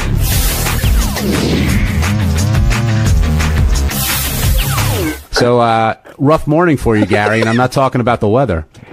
Yeah, it's an interesting thing. I thought, I left everything in good hands. I did not go to sleep last night with the idea that I was not coming in this morning. I knew that it was a distinct possibility, but I thought I'd make every effort. So I was up at about 4:15. Tim and I spoke a couple of times, and I got a hold of Ronnie, and Ronnie said, don't even bother. The bridges and tunnels are closed. There's no way that you're getting in. And so now I'm trying to figure out a way to listen to the show because I should point out, I have no internet, no telephone. I am calling from my neighbor's house right now, who for some reason is the only person in the neighborhood with a hard line. I have a lighting system in my house which blew up last night and started smoking in the basement. So I don't really have lights on the first floor. But listen, I have a generator. I'm in good shape. I get satellite TV. My refrigerator's working, and I can charge, devices, but I can't really use much. So this morning was a whole thing about, how am I going to listen to the show? So what I ended up doing was listening to the show on Mary's iPhone because I needed my phone to be clear for calls coming in and out or texts or any of that stuff. And I was having a little trouble getting on, so I said, I'm going to go to the car. I actually went outside of my car and started up my car, took it out of the garage, and, I'm sitting there and I'm thinking, well, he may open up, he may say a few words about it, but I will be honest, I was not prepared for a full hour. Yeah, I mean, he unleashed on you in a lot of different ways, but one thing you and I were actually texting back and forth a little bit, Gary, was, does Howard understand why somebody would want to be in their house with their family during this disaster? And it was a disaster. I mean, there's never been a storm like this here before. Correct. Yeah, listen, I feel like this is like butting heads. I feel like some people look at it like Gary's, not going to listen to Howard. Gary's going to do what Gary wants to do. And it's not, it's not that at all. I wanted to be there this morning more than anything. But I also knew that last night was going to be scary, terrifying, and dangerous. And I had my wife and my son and the pets. I'll throw the pets in. And, and it was scary. And it was one of those things where, at one point Mary said to me, she turned around to me and she said, thank God you're here tonight, because if you weren't, I don't know what I would do. And, trees start snapping in the front yard, and that's scary. The lights start going off and on, off and on, off and on. And like I said, it blew out the lighting system. So then we smell smoke, and Mary's ready to call the fire department. I'm like, hold on. And so we weren't prepared to be without lights. So now I had to go look for all my I didn't really replace any of my flashlights because I know the generator will kick in. And so there were scary moments last night. Now, did a tree hit my house? No. Did anything bad happen to my family? No. But it's easy to look back on it now. My family was scared. I was scared for them. And that was really what it was all about. Hey, Gary, can you see me or can just John see me? Just John. Okay. Is the trampoline okay? Well, I can't see you now, Benji. You got to move the iPad over a little bit. Who cares, really? But yeah, you're Benji, just sit down, write some stuff, and see if you can derail the conversation a little more. Yeah, Gary, your trampoline took a couple hits during the show today as well. I know the trampoline was fine. It's funny that I'm humored by. You know what I mean? That's one of the things you sort of bring up as an afterthought. You don't think it's going to get as much traction. I mean, I got tweeted thousands of flying trampoline pictures yesterday. Some of them I was photoshopped into, and I thought all that stuff was funny. Hey, people were wondering, do you actually use a trampoline? No, Betsy, my kids did at one time, but then you get to a point where they don't use it, and then sometimes the neighborhood kids use it, and then you get to a point where you just don't want to get rid of it, but you should, and that's where it is right now. I'll probably get rid of it this summer. And, we mentioned it on our weather show last night. Gary's Trampoline has its own Twitter handle now. See, that's funny to me. That's funny. You're goofing on the stuff that I do and everything, but that's funny. But somewhere along the line, and this is what I was trying to say this morning. First of all, the phone lines this morning were horrendous. I was the first one. I should have waited until somebody tested it out. It was just horrendous. And what was happening was every time I spoke, it literally like a quarter of a second later, it reminded me of trying to make a long-distance phone call in the 60s. A quarter second later, I would hear my voice, and when Howard would speak, I would hear his voice. So it got to the point when we were both speaking, I was hearing four voices at once. But the point I was trying to make this morning is, Howard said I attacked him yesterday, and I felt I got very defensive. There's no doubt. Maybe I lashed out, but it wasn't. I didn't feel like I was attacking. I felt like I was defending myself, my work ethic, and my family. And it was a weird thing. And when I said to Howard, again, with Shuley in there and Robin in there, the truth gets bent to a place where it's almost unrecognizable. When I said to Howard, I was like, listen, Howard, I don't have people at my house. I don't have a second house. I'm not in the same situation as you. It became Gary is an angry, jealous asshole. Like, especially today, Shuley's like, oh, Gary jumped on that really fast. And it was like, that just wasn't what it was. And John and I spoke to John briefly this morning. John, I've been out to Howard's house, a ton of times. And I've told John about some of the things that I've done out there, and I harbor not an ounce of jealousy. And I can tell you that, when Howard used to do this rap about Jackie, Howard was right. Jackie used to count every little thing that Howard had. That's not my thing. In fact, I look at, it's funny, like, I'm so happy in the place that I live now. And Mary and I remember the day we moved in, we looked at each other, we go, this is more than we ever imagined we'd ever have. And I don't get jealous when I go to other people's places because I'm so happy with what I have. So I wasn't saying, hey, you're the big bad boss. I wasn't saying, oh, you rich asshole, look what you have. I was saying, your situation is different than mine. I'm asking you, can you look at my situation? Hey, JD, what was it like in there this morning without Gary, Jason, Will, me, all the people who are usually there? It was a little nerve-wracking. First, I had to deal with the spots, like the live spot books, because they weren't. I didn't get any emails or anything about it, and then then finally we were able to look up and see what the live spots would be, and then I had to find. Jim was able to print out the other copies of the spots, and and then just pitching stuff to Howard and. It was just nerve-wracking. Can I give a big shout out to JD? JD and I went over all the pages yesterday, and I went through. We haven't played this. We played this once. I know he liked this. He hasn't heard this yet, and I don't know what you did during the breaks, but I know what I heard on the air, and you did an amazing job of getting the stuff to him. So thank you. Hey, Gary, it's John. Yes. Did I get it right? Well, which part? The forecast. Oh, of course. Yes. Right, yes, you're good. You're excellent. You did a good job. Thank you. Was Steve? You did, though. He did. I mean, yes, you got it right. Was Steve Brandano getting comfortable in Gary's chair? I heard him chime in a couple times over the.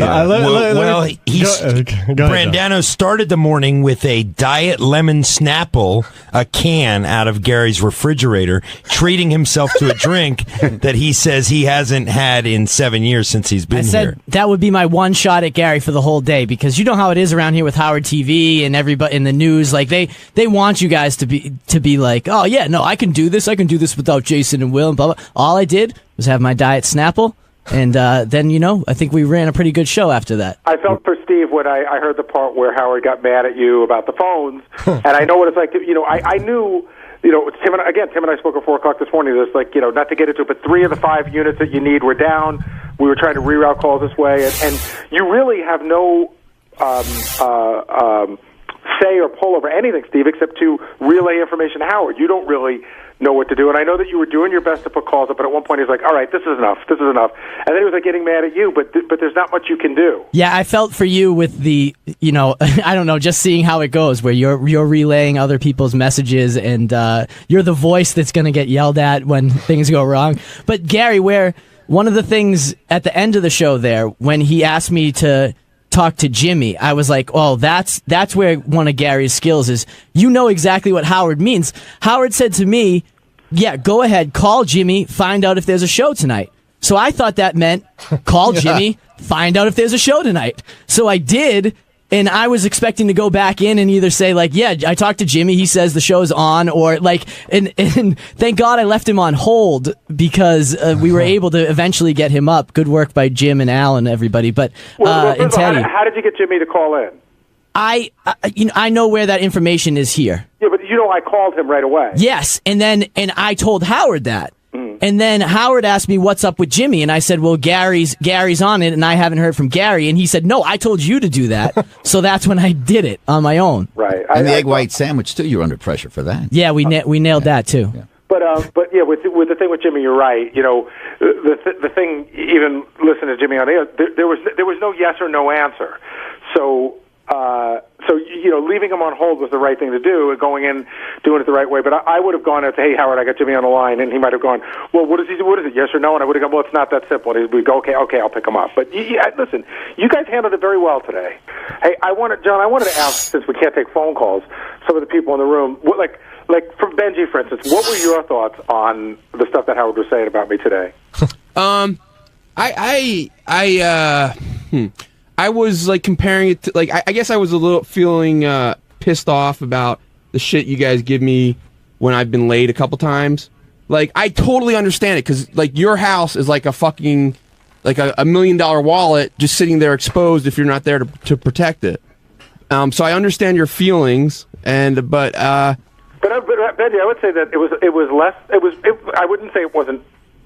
There was nothing about my house, but it was more about my family than it was about my house. What I didn't understand. Listen, I don't really care. It's like it's not that big of a deal. But I don't have anger about it. I think it's between you and Howard. If Howard has anger about it, like I don't have any anger about it. No, but if you, I didn't understand the whole thing. Like, why not just bring them into the city if it's about protecting, like Mary and Lucas? Well, because it's all. Can you hear me? Yeah. It's all of those things together, and I say this to you not in an insulting way, but you've never owned a home, and if you did, you wouldn't want. No, that's why I said like to me that's scary as fuck. Just like I don't like to. It's like leaving a wallet out.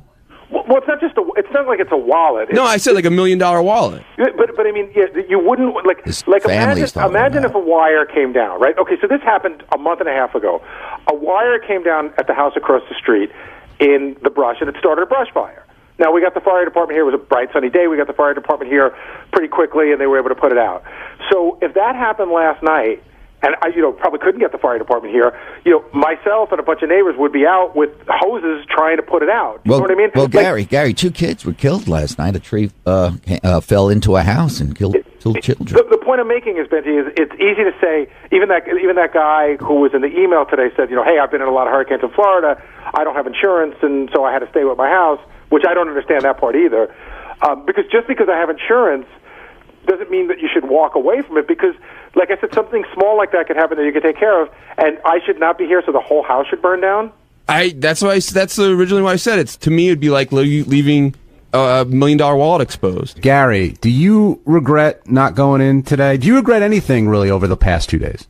Okay, I don't regret not coming in today, and I will tell you that, when last night, when all the stuff was happening in the house, between 6 and 7, Mary at one point looked at me. She goes, "I am so glad that you were here. I'm so glad that you didn't stay in." And this morning, she got up at about 7:30, and she could tell that I was visibly upset. She could tell that I was just upset. She said, "What happened?"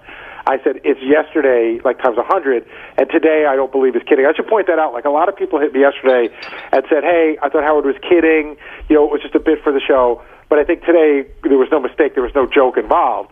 And I told Mary, I said, I'm just getting hammered today. It's, I'm a disloyal scumbag. And she looked at me, and these big tears welled up in her eyes, and she said, "You know what? Nobody can tell you any differently. You did the right thing." So I didn't need her to tell me that, but it was great to hear. On Wednesday's wrap-up show, it was all about the hurricane, how everyone was responding to Howard and Robin wondering where the dependable people were. Ross Zapin thought Jason would take advantage of the opportunity. Richard was upset. A lot of people were upset. Tempers and tension running high, which makes for a good wrap-up.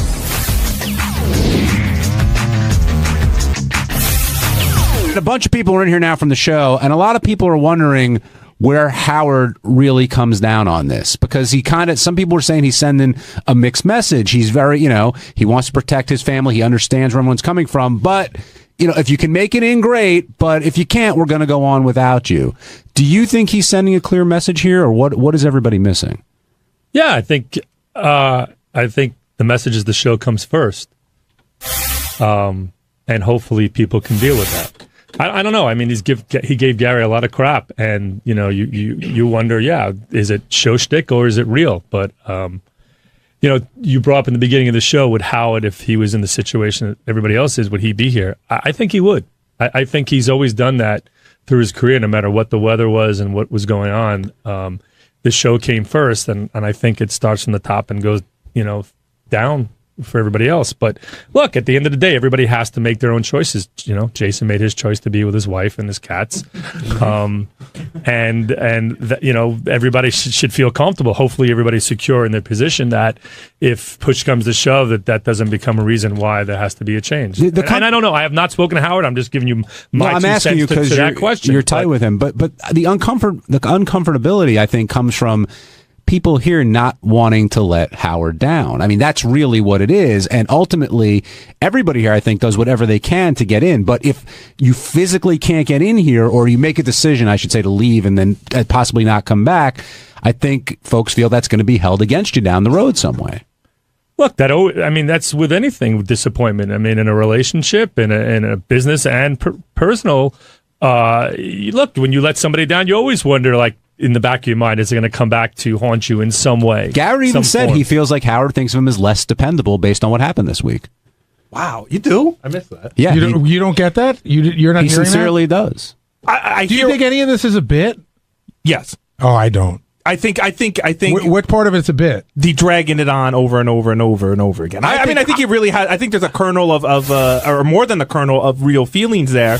But what I mean, if Howard looks at the guys who showed up, the quote unquote dependable guys. Okay, you got two guys who have no families. There are no families here, right? Steve and JD who got hotel rooms. You had Jim McClure who lives in the same area-ish as Howard. You have Howard who didn't need to leave anywhere. He lives in town. I mean, everybody that was here were people that lived in Midtown Manhattan and that could physically get to work, and two guys that don't have a wife or kids or anything back home that stayed at the hotel. And Shuli.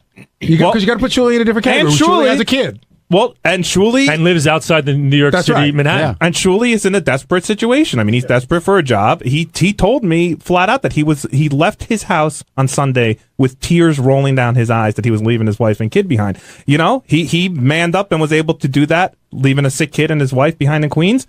You and I and Will made a different decision. Yeah, I want to put one more thing in perspective because I really don't want to dwell on the subject, but I want to put something in perspective. You know, the storm, by the time we got up Tuesday morning, the storm had sort of passed. But the feeling was when I left my house on Sunday night with a bag packed, because I had not made the decision whether I was staying in or not, was that if you stayed in on Monday after 1 o'clock, the odds of you getting home before Wednesday were slim and none. That's right. That's why everyone's in such a rush to get out of here Monday after the show. It wasn't just like a couple of hours to go home and you could have come back. It was you were going to leave your family and your home for a good 48 hours. Yeah, if you could go back, would you change? Did you make a mistake, or do you stand by your decision? I stand by my decision.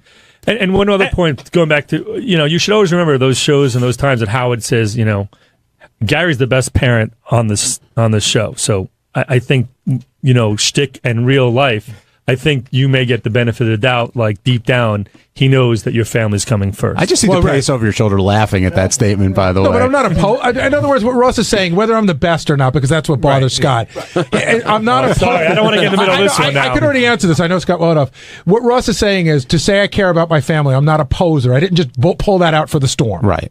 Jason, on the other hand, and honestly, I think this was your chance to step up. With no one else around, I know I kept joking with Steve calling him Al Haig back there, but this was your chance. To be Gary. First of all, to get there when nobody was around, and it was your chance to really step up and show. I'll tell you, I see every day as an opportunity to step up, and I've showed Howard what I can do, and he's promoted me and given me accolades every day on the air. Look, there was no way. Territory, though. This was part of the territory, and if Howard said, I cannot do the show without you tomorrow, I need you to be here, then maybe that would have been a different conversation. But if he would have said that to you, if he would have said that to me, he goes, if he said, I need you here tomorrow, or we can't do the show, if you're not here for me, the show doesn't go on, right? That would have been a different conversation. But you heard him say, can I depend on you? Right. So if you're like next in line for the throne, why wouldn't you have heard that and said, you know what? I know this show will go on without me, but there is no, out of the 3 producers, I'm going to be the one to be here to be dependent on. Because I'll tell you why. Because he didn't specifically say, Jason, I can't do the show without you? No. Well, listen. Let me. I'll answer all your questions. Okay. Just give me an opportunity to answer.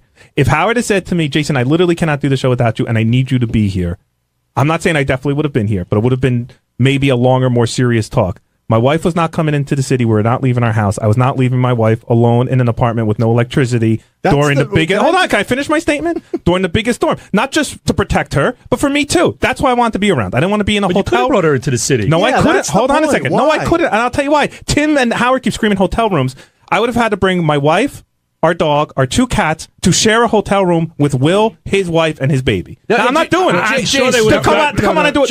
But Will wasn't staying here. No, hold on a second. Nobody knew who was staying where. I was told I had to share a room with Will. Tim did put it out. In fact, it was really funny because he said, you guys are bunking together. Who's bunking? And I sent out the note. I don't know. And I was almost going to say, John and I have to stay together. So here's the deal. Will wanted to keep his family together. Then Will and Tracy and Owen would have had to come up into the city to share a room with me and my wife and my dog and 2 cats. And quite frankly, no, I'll be very honest. It was not not worth it to come in to do a 4-hour radio show in the middle of a hurricane. But it was Monday, not. that's different. Will was not coming in Monday. He was not going to stay in the hotel because the kid and all the deals. So he came why in Monday night would you not have went to the hotel? No, we both came in Monday. No, the I know, discussion Scott's asking what was the determination that made you leave on Monday knowing Because what you could have just the room said. to yourself. Oh, no. I didn't know I could for sure have the room. Will and I left together.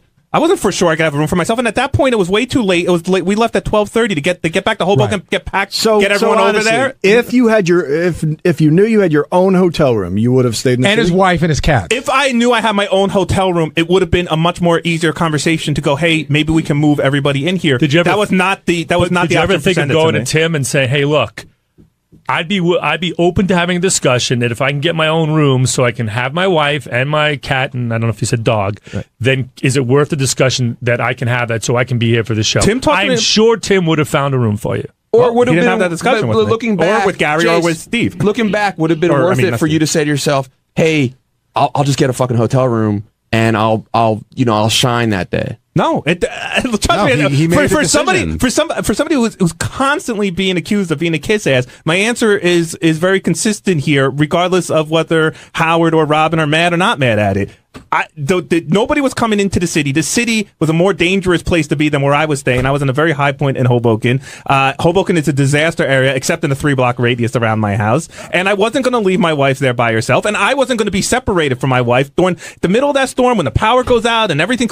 And if I had internet access and I could see what was happening in Hoboken, because I just saw the pictures today, I'd be my heart would be ripped out of the chest. I couldn't do it. Maybe Shuli's got a stronger constitution than me. I don't know what to say. He wants it more. I don't know what to say. Well, hold on. Let's Let's move off this because Richard's here. We'll get back to it. But Richard, of Doug, Gary, Scott Salem, everybody, it seemed like Howard said he was most disappointed in you. And you try to explain the rain and how you were dealing with that, but Robin and Howard really didn't seem to really want to hear that. Well, he seems like he's disappointed in me a lot of times, whether I'm here or not. By the way, so. I think if you got me, Doug, Richard, and Scott in here, each one of us would individually tell you that we thought he was most disappointed in us.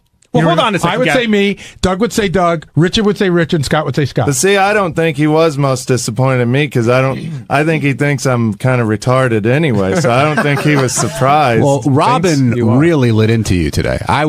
She was fired up from the get-go, but you in particular felt the wrath. Why do you think that was? I don't know. I said the wrong thing and made her angry. And well, that was what I wanted to. That's why I plan. I'm sorry, Gary. I planned on just going and say, okay, I'm sorry. I'm not going to argue. I tried a little bit to defend myself and it backfired. But I was going to sort of get into that, shifting gears a little bit. You know, early on, Robin asked Howard at like 6:05, what about Gary? And he goes, you know what? It's enough, whatever.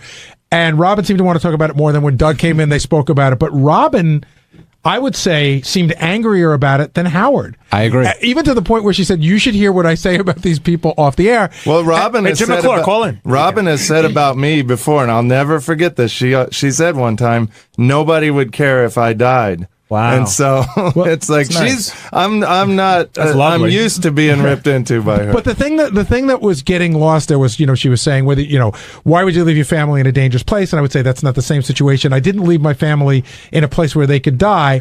I left them in a place where there was some danger going on. I didn't think they were going to die. Protect them. Where I could protect them. But Robin was just so angry. A lot of venom. Just venom. And she does not see that money does play a part in this. Like, us wanting to protect our houses is very important to us. Maybe it's not to her. Maybe she's got enough money to. Yeah, why not? Let's let it get washed out to sea. She'll just buy another one. Well, they kept saying to me that all my stuff is junk. What does it matter? And by the way, because Robin really, I don't think she understands what relationships are like, considering she hasn't really been in a real relationship in a long time. So let me explain something about what it means to protect your family. No, I couldn't do anything if a tree crashed through my roof. Okay, I couldn't do anything. What I could do is be there and hold my wife's hand when the power went out, and to be the guy that says everything's going to be fine when I knew everything might not be fine. Robin has a lot of opinions about how people should protect or not protect their loved ones. You know what, Robin? Why don't you find a loved one and then you can tell us how to protect her? All right, Jason, calm down. But he's got some venom in it too. But I said this on the air yesterday. I'm going to say it again. There's a period of time during the storm where you could hear a tree snap in the front yard, where the lights flickered off and on, where I heard pop, pop, pop, because the modules on my computer lighting blew up and started smoking, and Mary wanted to call the fire department. And exactly what Jason just said is what I was there for. Man. Okay? They were never in any danger. But I think had I not been there, I was doing a lot of things that I knew I could look at it and go, I think this is what it is. She couldn't. And so she wanted to call the fire department. I'm thinking, call the fire department. This is the last fucking place they're coming. Right. There's an actual fire going on down the block. So what I could do is comfort her. And that's what I was there for. She kept saying, "Why would you stay home? Why would you stay home? If it's so dangerous, why would you stay home?" Where else is everyone going? Everything it said that if you're not in a flood zone or an evacuation zone, the safest place is at home. No, but her and you point, stay with your family. but Yeah, her- why, Doug, Doug? Why weren't you in? She questions, and what are you going to do for your family? Well, when the power goes out, and I have 2 little kids who are scared shit, you need a parent for each of them. If they need, you don't want them running around the house. But again, like Jason said, she wouldn't know this. Her point was that you had on Monday, you had time to bring your kids in to do what like. Why would you bring your kids to the city? I'm just to stating a place that is basically I'm quarter stating her flooded. point. I'm not it's saying a I agree moronic with it. statement Hold and on. offensive Why and did dumb. John get off here? No one ever said about John. Why did John wasn't here? What's my call? Yeah, why were you home yesterday? Because I wanted to be with my family. Oh, what are you going to do to be with your family? And I made that decision. But John, do Your you kids are older. Hold on. Yeah, your kids are in college. What everybody's getting at is, do you think that that it was? Yes, I think Robin told them No, all. do you think that Robin didn't understand? Like do you understand why you wanted to be in your home? Do I understand? Yes. The point. So why do you think she did? Pretty clearly. No. The point I'm trying to make is this. Robin was saying, if a tree falls and you're there, what are you going to do? So why not, if you have the means, why not be in a hotel with your family, quote unquote, safe, and then whatever happens to your house happens? My take on it is, I'm not leaving my house. Right. I want to be there with my Most family. normal people and take I it. want to be in the Right. house. If it goes down, I'm there for You that. go down with your and ship. I'm there and if with her my ship- family. If her ship And- sinks, she could buy another one. But that's we not- can't. but that's not fair. That's not And- fair. and that's really not fair. Well, why is that not fair? Hold on a second. Because Forgetting the rich. I'm talking about my situation. Right. I'm talking about my situation. So I said yesterday, the people across the street from me, the power went off and on, off and on, off and on, and they had like a little flame spit out of their electrical outlet, and then all the surge protectors melted. Now, if that could have turned into a small fire. Yeah, If I absolutely. wasn't home, my house would burn down. If I am home, I have a way to put that fire out. That is a perfect example of why I wanted Well, to stay I home. kept water from getting into my apartment. It would have ruined everything in our living room and our bedroom. Oh, but your stuff is stupid. But let's say, like, Did anything but happen to your it's my stupid. But let's stuff. say you're sitting in your house, you're with your family, you know the decision you've made, and nothing, very little happens. Do you then regret that No, decision? because- And the answer is that's absolutely hindsight. not. That's all hindsight. There's again. hindsight. Let Robin go take a ride around Jersey or somewhere. And again, I feel for her because her house is probably Gone. destroyed. She told me that she which always is wanted. horrible. She told me she always wanted bay and ocean views, and she's pretty sure she has both now. Yeah, I think it probably is. But can I gone. just the point I was trying to make before, because I lost my train of thought, was at the end of the day, especially from Robin. I can't say this about Howard, but from Robin, I think she was trying to paint us as a bunch of people who were looking for any opportunity to take a free day off, and I don't think that represents any person in this room. Absolutely not. And I worked at home too. And- Howard was saying, Yeah, I "What worked did at you home, do?" too. I did work at home that made it onto the air Monday and I got up Tuesday. at 4 a.m. yesterday. I logged the show until my app and phone ran out of power, and that log is now in our database. But we've worked. I've worked with people who are like, I've worked with people who have used everything from religious holidays you've never heard of, like All Saints Day, Like Scott Salem. Well, but even other than that, Yom but Kippur. I've worked with people in other Yom jobs Kippur. who have used lots of crazy excuses to get days off. It's Tisha We don't B'Av. get that here.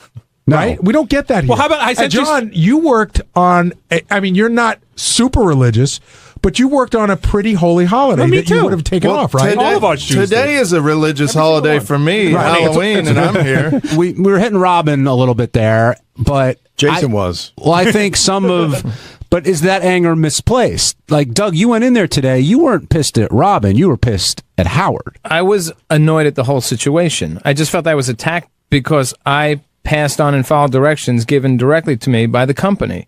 And the plan was to not send anyone in. No one could go in was the mandate.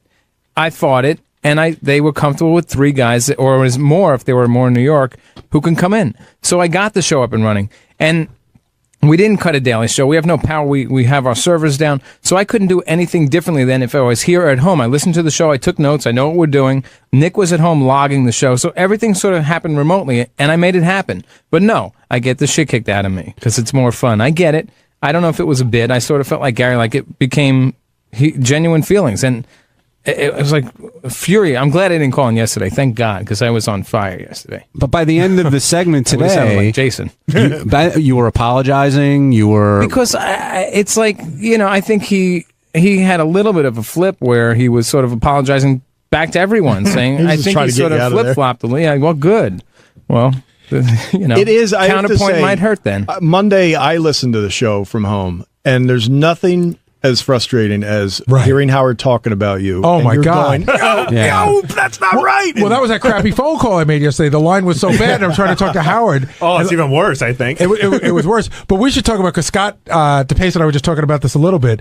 So yesterday, after the storm is sort of over, I realized at about 11 o'clock, holy shit, I got to get out of this neighborhood for tomorrow, because no way, if I don't make it on Wednesday, I am fucked. Yeah. Right? So if you go in front of my house and you're going to make a right, there are 3 large trees down like 30 yards apart. There's no way I'm getting out that way. So I found out the other way I can get out to go deep around. The only thing blocking me is this low-hanging wire, right? Now, a couple of people have touched it. A couple of people, they said it's not live, but still. And I can't go unless I get my car under this wire. So at one point, I got Lucas, got a big branch with like a Y on it. You know what I mean? And like Lucas held it up while I went under. And Mary goes, "You're like the worst father ever." Yeah, She's like, how do you know they don't turn the wire? Yeah, we're using that next time you see it. So that branch was wet, it explodes. I think that hurts your best parent on the show. Well, status here. I was with a couple of my neighbors, and we sort of knew that they were helping as well. Now, on the flip side, Gary, what if you did that and it turns out, God forbid, you got injured or the car exploded and you died? And then how does Howard feel? Because he put that pressure on you. Well, he put the pressure on you to get you in. You know in your heart. Be honest. That you didn't want to come in. Would Howard do that? Would Howard go under that wire? No. No way. Would Howard? I went under a tree that literally there were branches going to hit my window and stuff. And if one of those branches caught wrong and the tree ended up falling on my car, I was dead. Mary and I were fighting all last night. We went out to dinner, and I had to go under tons of trees that were like that. And at one point, she's like, "Don't go under the tree." Meantime, everyone's going. It's the only way you can get through. I said, "The tree's not going to just fall like it is. You're going to hear it crack, and we can put, I could gas it and get out of it." Yeah, we had the same. I was like, "How am I going to get here if I don't go under the tree?" Well, You know hold what I on. mean? Well, I had to spend $70 on a cab getting in today. That's like a tree falling on me. That was expensive. Hey, Mike, you also incurred some wrath early this morning because of something that you tweeted, and Howard made a point to remind you why you're here, you have a job, etc. Did you get his message loud Let me and clear? remind him why I'm here. I'm a producer and an editor for Sirius XM Radio. When it comes to raises, when it comes to anything to do, that he should be involved in, we work for Sirius. We don't work for Howard. Mike, I'm going to help you here. Seriously, I think you're a good guy. I think Doug doesn't work for Howard and works for Howard. Do you follow? Like Doug I works work for Howard. We do. You work for Indomit, but at the I end work of the for day, the licensee of Howard's We products. do, but Will was complaining last week, Howard doesn't know me. He doesn't know a lot about everyone here. I have a kid in one of my 2 apartments that I care for 3 nights a week. My concern was getting from this job, at 5 o'clock on Monday when the storm is beginning, to the Bronx, back to Washington Heights to my house. I got to worry about other things than just this job. And granted, nobody on the air knows, Mike may have a kid at home. I think probably if I could give you one piece of advice, we've all voiced that here saying, hey, we wanted to be with our families. I think that's what you're saying, somebody who's like a family to you. I think that when you keep it in-house, and you could talk to Howard, that's fine. When you start tweeting it, it looks like... So I'm going to get rid of my Twitter then. I'll get rid of my Twitter. Well, you don't have to get rid of your Twitter. I'm just saying that No, you it's should... just judgment. It's a judgment call. Gary, let him get rid of his Twitter. Let him. If he's going to get rid of it. Mike, and you know this, I like you, and I've talked to you many times about how I feel you on Twitter is going to get yourself in serious trouble to get you fired That's from your here. opinion. That's fine. Well, that is my opinion, and I've shared it with you. And I think if Gary is encouraging you to get rid of the Twitter account, I think it's fair to say if we keep it, I'm saying it's fair if we keep it in our universe, meaning Howard will yell at me, but if Howard were to go on Kimmel last night and say my producer's the biggest fucking asshole in the world, that's sort of out of our universe. It's not really fair. But let me ask you one question, Gary. As the executive producer of this show, could these shows that were done Monday and Tuesday not have been done on a Thursday and Friday of any week? Could they have not been replaced? Shows can be done any day, but it's Howard's determination what he wants to do and when he wants to do it. Well, the answer is no. Yeah, 'cause it was a day and date at that point. It was like he wanted to be. Maybe I missed the question. What was the question? No, Mike, I think the bigger point there, though, is that it's Howard's show. Right. If he wants to do 5 a week or none, that's his call. It's the Howard Stern show that we all work for. Sure, but if we can't get in to help him with that show, we shouldn't be ridiculed and slammed and insulted. Assaulted? Well, then I insulted, not assaulted. Oh. Insulted. He said assaulted. He said insulted. And that's fair for you to say, here, I would just not do that, because then Howard could take this tape, play it back on Monday, and have a dialogue with you. I would keep off of Twitter. That's my recommendation. I will. Mine too.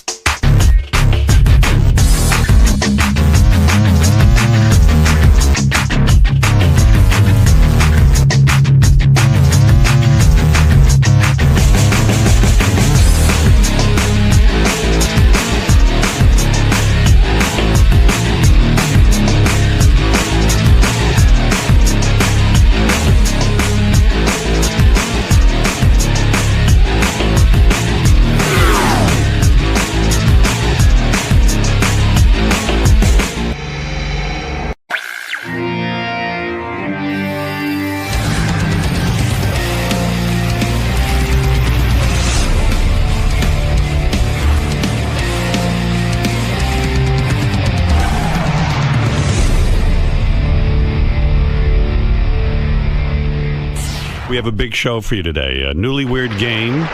Yeah, listen to who's competing. Sal and Christine. You know, Sal Gubinale and Christine Gubinale. Benji and Elisa. Benji and Elisa, always a popular choice for any kind of... I don't know if that's a good idea. Why? Why? I love when those two Benji's go so at it. obtuse. Is he really going to play the game? Yeah, or is he I gonna think be he trying will. to be shticky? Ronnie and Stephanie. Everyone loves to hear from Ronnie's young Excellent, girlfriend. This is like a 30-year spread there. What is the actual years spread? Well, I think she's 29 and he's 63. 33-year spread. 33-year spread.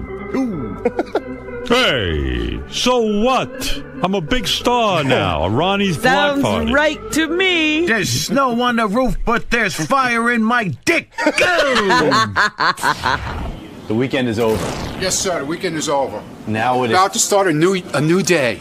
with some newly weird. Newly weird game with Elisa, Christine, and Stephanie. Good morning, ladies. Good morning. How are you today, Stephanie? I'm good. How are you? Good, thank you. And Christine? Good. Good to see you. You too. How are you feeling about today's contest? Right I'm this way. missing one. Oh. How am I feeling? Tired. A little early for me. Okay. I'm okay. I mean, it's only a couple more hours that I didn't get to sleep, but it should be all right. It should be all right. Okay. I'm pumped. Okay. Elisa, welcome back. Thank you. I'm I happy see I'm not singing. Let's just put it that way. Hula hoops in tow. Just in case I have to sing. I have this I like it. to cover up the bad singing. Or So, maybe not music. ladies, I have to ask, are any of you worried about today's competition and what it might reveal about your relationships?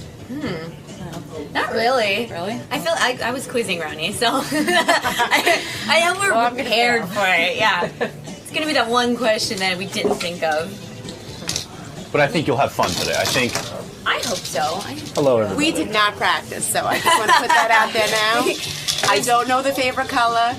I can't remember what you put in your coffee. See, I know all those things. I I know was none of thinking the them. more dirty questions were like, what's your favorite sex position? What's the best thing that I do for you? And we were trying to go with that. My answer will be no comment. I know that. Which I already pre-warned everybody. Your coffee. So you're ready to go, Christine? I'm ready to go. Oh, yeah. All right, we'll see you in the studio. I just have to go. Okay. How about, are you going to say John Lieberman again for the fuck thing? No. No, you have another guy? No. Yeah, we moved on. You're over? It's over with you and John? Over, yeah. That's cute. Ladies, See where I go a little far. Yeah. best of luck today. Thank you. I know, we're just chit-chatting to ourselves. And have fun. You know, let yourselves go. I hope we don't break up after this. That's what I'm hoping. I hope we're still together. We'll be fine. We'll be fine. Do you think there's value in having the couples sitting there at first to interview them? I thought so. And have the guys leave? What do you think, so. Gary? Will thinks so. What? What do you think there's value in just having everyone come in together and sit? I do. We'll talk to them, and then the guys leave. Okay, because I just told them the other way, but I do think there's value that way. Okay, let's do that. Can I just tell you one thing? Yeah. I don't know what was up with Benji and Lisa, but Benji was wearing a baseball hat that looks like okay on him, and she's like, "No, put on the other hat, put on the other hat." So now he put on a hat. It's neon blue, and it says Elisa on it in like another neon color. I don't like. They were into some big. The scene is so weird. What They they're just into. walked into the bathroom together. Yeah, like they're into such a weird. Like you saw that thing with him yesterday on the organization show, the TV show. Like they're into such a weird scene. I don't even know how to describe them. And then they were making out. Like they were like, it was crazy. I think they think they're performance artists. They do. And good morning, everybody. Time for a real excitement now. Ladies and gentlemen, give me some nearly weird... Take two. Welcome, couples. Newly Weird game brought to you by my good friends at Playtex. Fresh and sexy intimate wipes. For before and after sex. Don't worry, Sal and Christine, you don't need these. Be clean when it counts. All right, let's meet our couples. Let's find out. Now, this is for $5,000. We're not kidding around here. This could be really, really big. Let's say hello to Mr. Ronald Mund and his beautiful girlfriend, Stephanie. Stephanie, welcome. Thank you. Good morning. Do you think you and Ronnie will win? Do you know each other really well? I think we will. I have confidence, so we'll win. Okay. We're going to take it. You know, it's funny, as I look at the panel, and I think everyone has said this, like, these are three really beautiful women who do not look like they belong with these men do not look like they belong with these women. It's really... They all look like kidnapped victims. Yeah. It really is weird. Like, really, three really incredibly attractive. I don't know who's more attractive. I mean, but three of the ugliest guys, right? Stephanie, don't you think you're too good for Ronnie? No. You don't? No, not at all. I mean, at the end of the day, you come home and you go, you're too good for Ronnie. It's Ronnie. It's Ronnie. It's Ronnie. I mean, it's Ronnie. I'm Ronnie, too good for her. You're too good for her, Ronnie? Do you really? You're too old for her. You're too something. Ronnie, do you really pay attention to Stephanie? Do you really know her well, or is she just your sex object? No, I know her pretty well, I think. Right. Do you feel confident that you could beat Sal and Christine and Benji and Elisa? We'll see what happens. We're going to see, but you're pretty relaxed about it. The way the game's going to work today, you guys, is that the ladies will sit here. I have 15 questions. You'll answer them. The guys will come back in the room, and then when they come back in the room, we'll see how well you match up. Whoever matches up the most walks away with $5,000 from Fresh and Sexy. Refresh my memory, Stephanie. How did you meet Ronnie again? Where did you meet him? I got this little bar in Manhattan when I was bartending. Right. When I first moved here. Was it love at first sight? You saw him and you were like, wow. I mean... not really. Not really. Was it the mustache? I mean, what was it? What really got you? Just his personality, I guess. Just the way he comes across, you know, how he wooed me, per se. Right, yeah. He has a great way with women. He does. He really does. He really does. He's a good guy, So he right? kept coming to the bar until he got you. That's right. Exactly. That's how it worked. Let's see. So you made a prediction. You believe Ronnie will marry you within the next 4 years. Sure. Ronnie, when what did that happen? If he doesn't die. Wait. When did? Hey, shut up over there. Ronnie, you got your knife out? Ronnie, seriously, what about that? You're so anti-marriage. I mean, this woman has stuck with you. She obviously wants to marry you. Stuck with me. She's stuck with you through thick and thin. Come on, And what do you I think? stuck with her through thick and thin. You okay? won't ask her? Won't you be loving? Might as and- well be married. Aren't you worried about her? Robin, you go get married first, and then I'll get married. But Ronnie, That's what a if deal? Ronnie? It's a good point. What if you did? You are how many? It's a 32-year age difference. Right. If you did drop dead, aren't you worried that Stephanie will not have financial security? I Seriously. got that taken care of. What do you mean you got that I taken have it care taken of? care of. You looked into that. I have it. She's getting into the taken care coffin of. with him. Oh, you're gonna kill her and bring her into the coffin with you. No, it's taken care of. Stephanie, is there a real concern among your family that you're with a man 32 years your senior? No, not really. I mean, my parents love him. They do? He gets along really good with my family, and he's good with my niece and nephew when I have them all in town. Do you ever say to yourself, "I'm young, I'm attractive"? I mean, I say it all the time. All right. Do guys hit on you all the time? I mean, I don't know. I don't think any more than normal girl, you know. I would You got a imagine you girl. get hit on a lot. And never do you waver. You always want Ronnie. Of course. Ronnie is the guy. Yeah, Ronnie is the I don't guy. know. Is that true? He must. Are you great in bed, Ronnie? Is that the secret? He's very good in bed. He is. He is. He's amazing. masterful. In other He words, is. he's had so much experience as an older guy that he knows what to do. That must be what it is. Sal, you're laughing. You somehow don't believe it. He's good in bed. Dude, how many times have you laid Him good in bed, you mean he just passes out because he's so fucking old as soon as he lays Yeah, down? I don't think so, That's dude. being good in bed. Would you say you have a very active sex life, Very Stephanie? active. Yes, Really? definitely. Very How many active. times a week would you? Well, I'm not even going to go into that Okay. yet because who knows? That could be one of the that questions. could be the question. That could be. Anything Could could possibly be one of the questions. I don't even know. God knows what the questions are. Are you still masturbating, Ronnie? Or No, I told you. I said no on the news. I Wow. said no, I don't have to. Wow. His arthritis won't let him.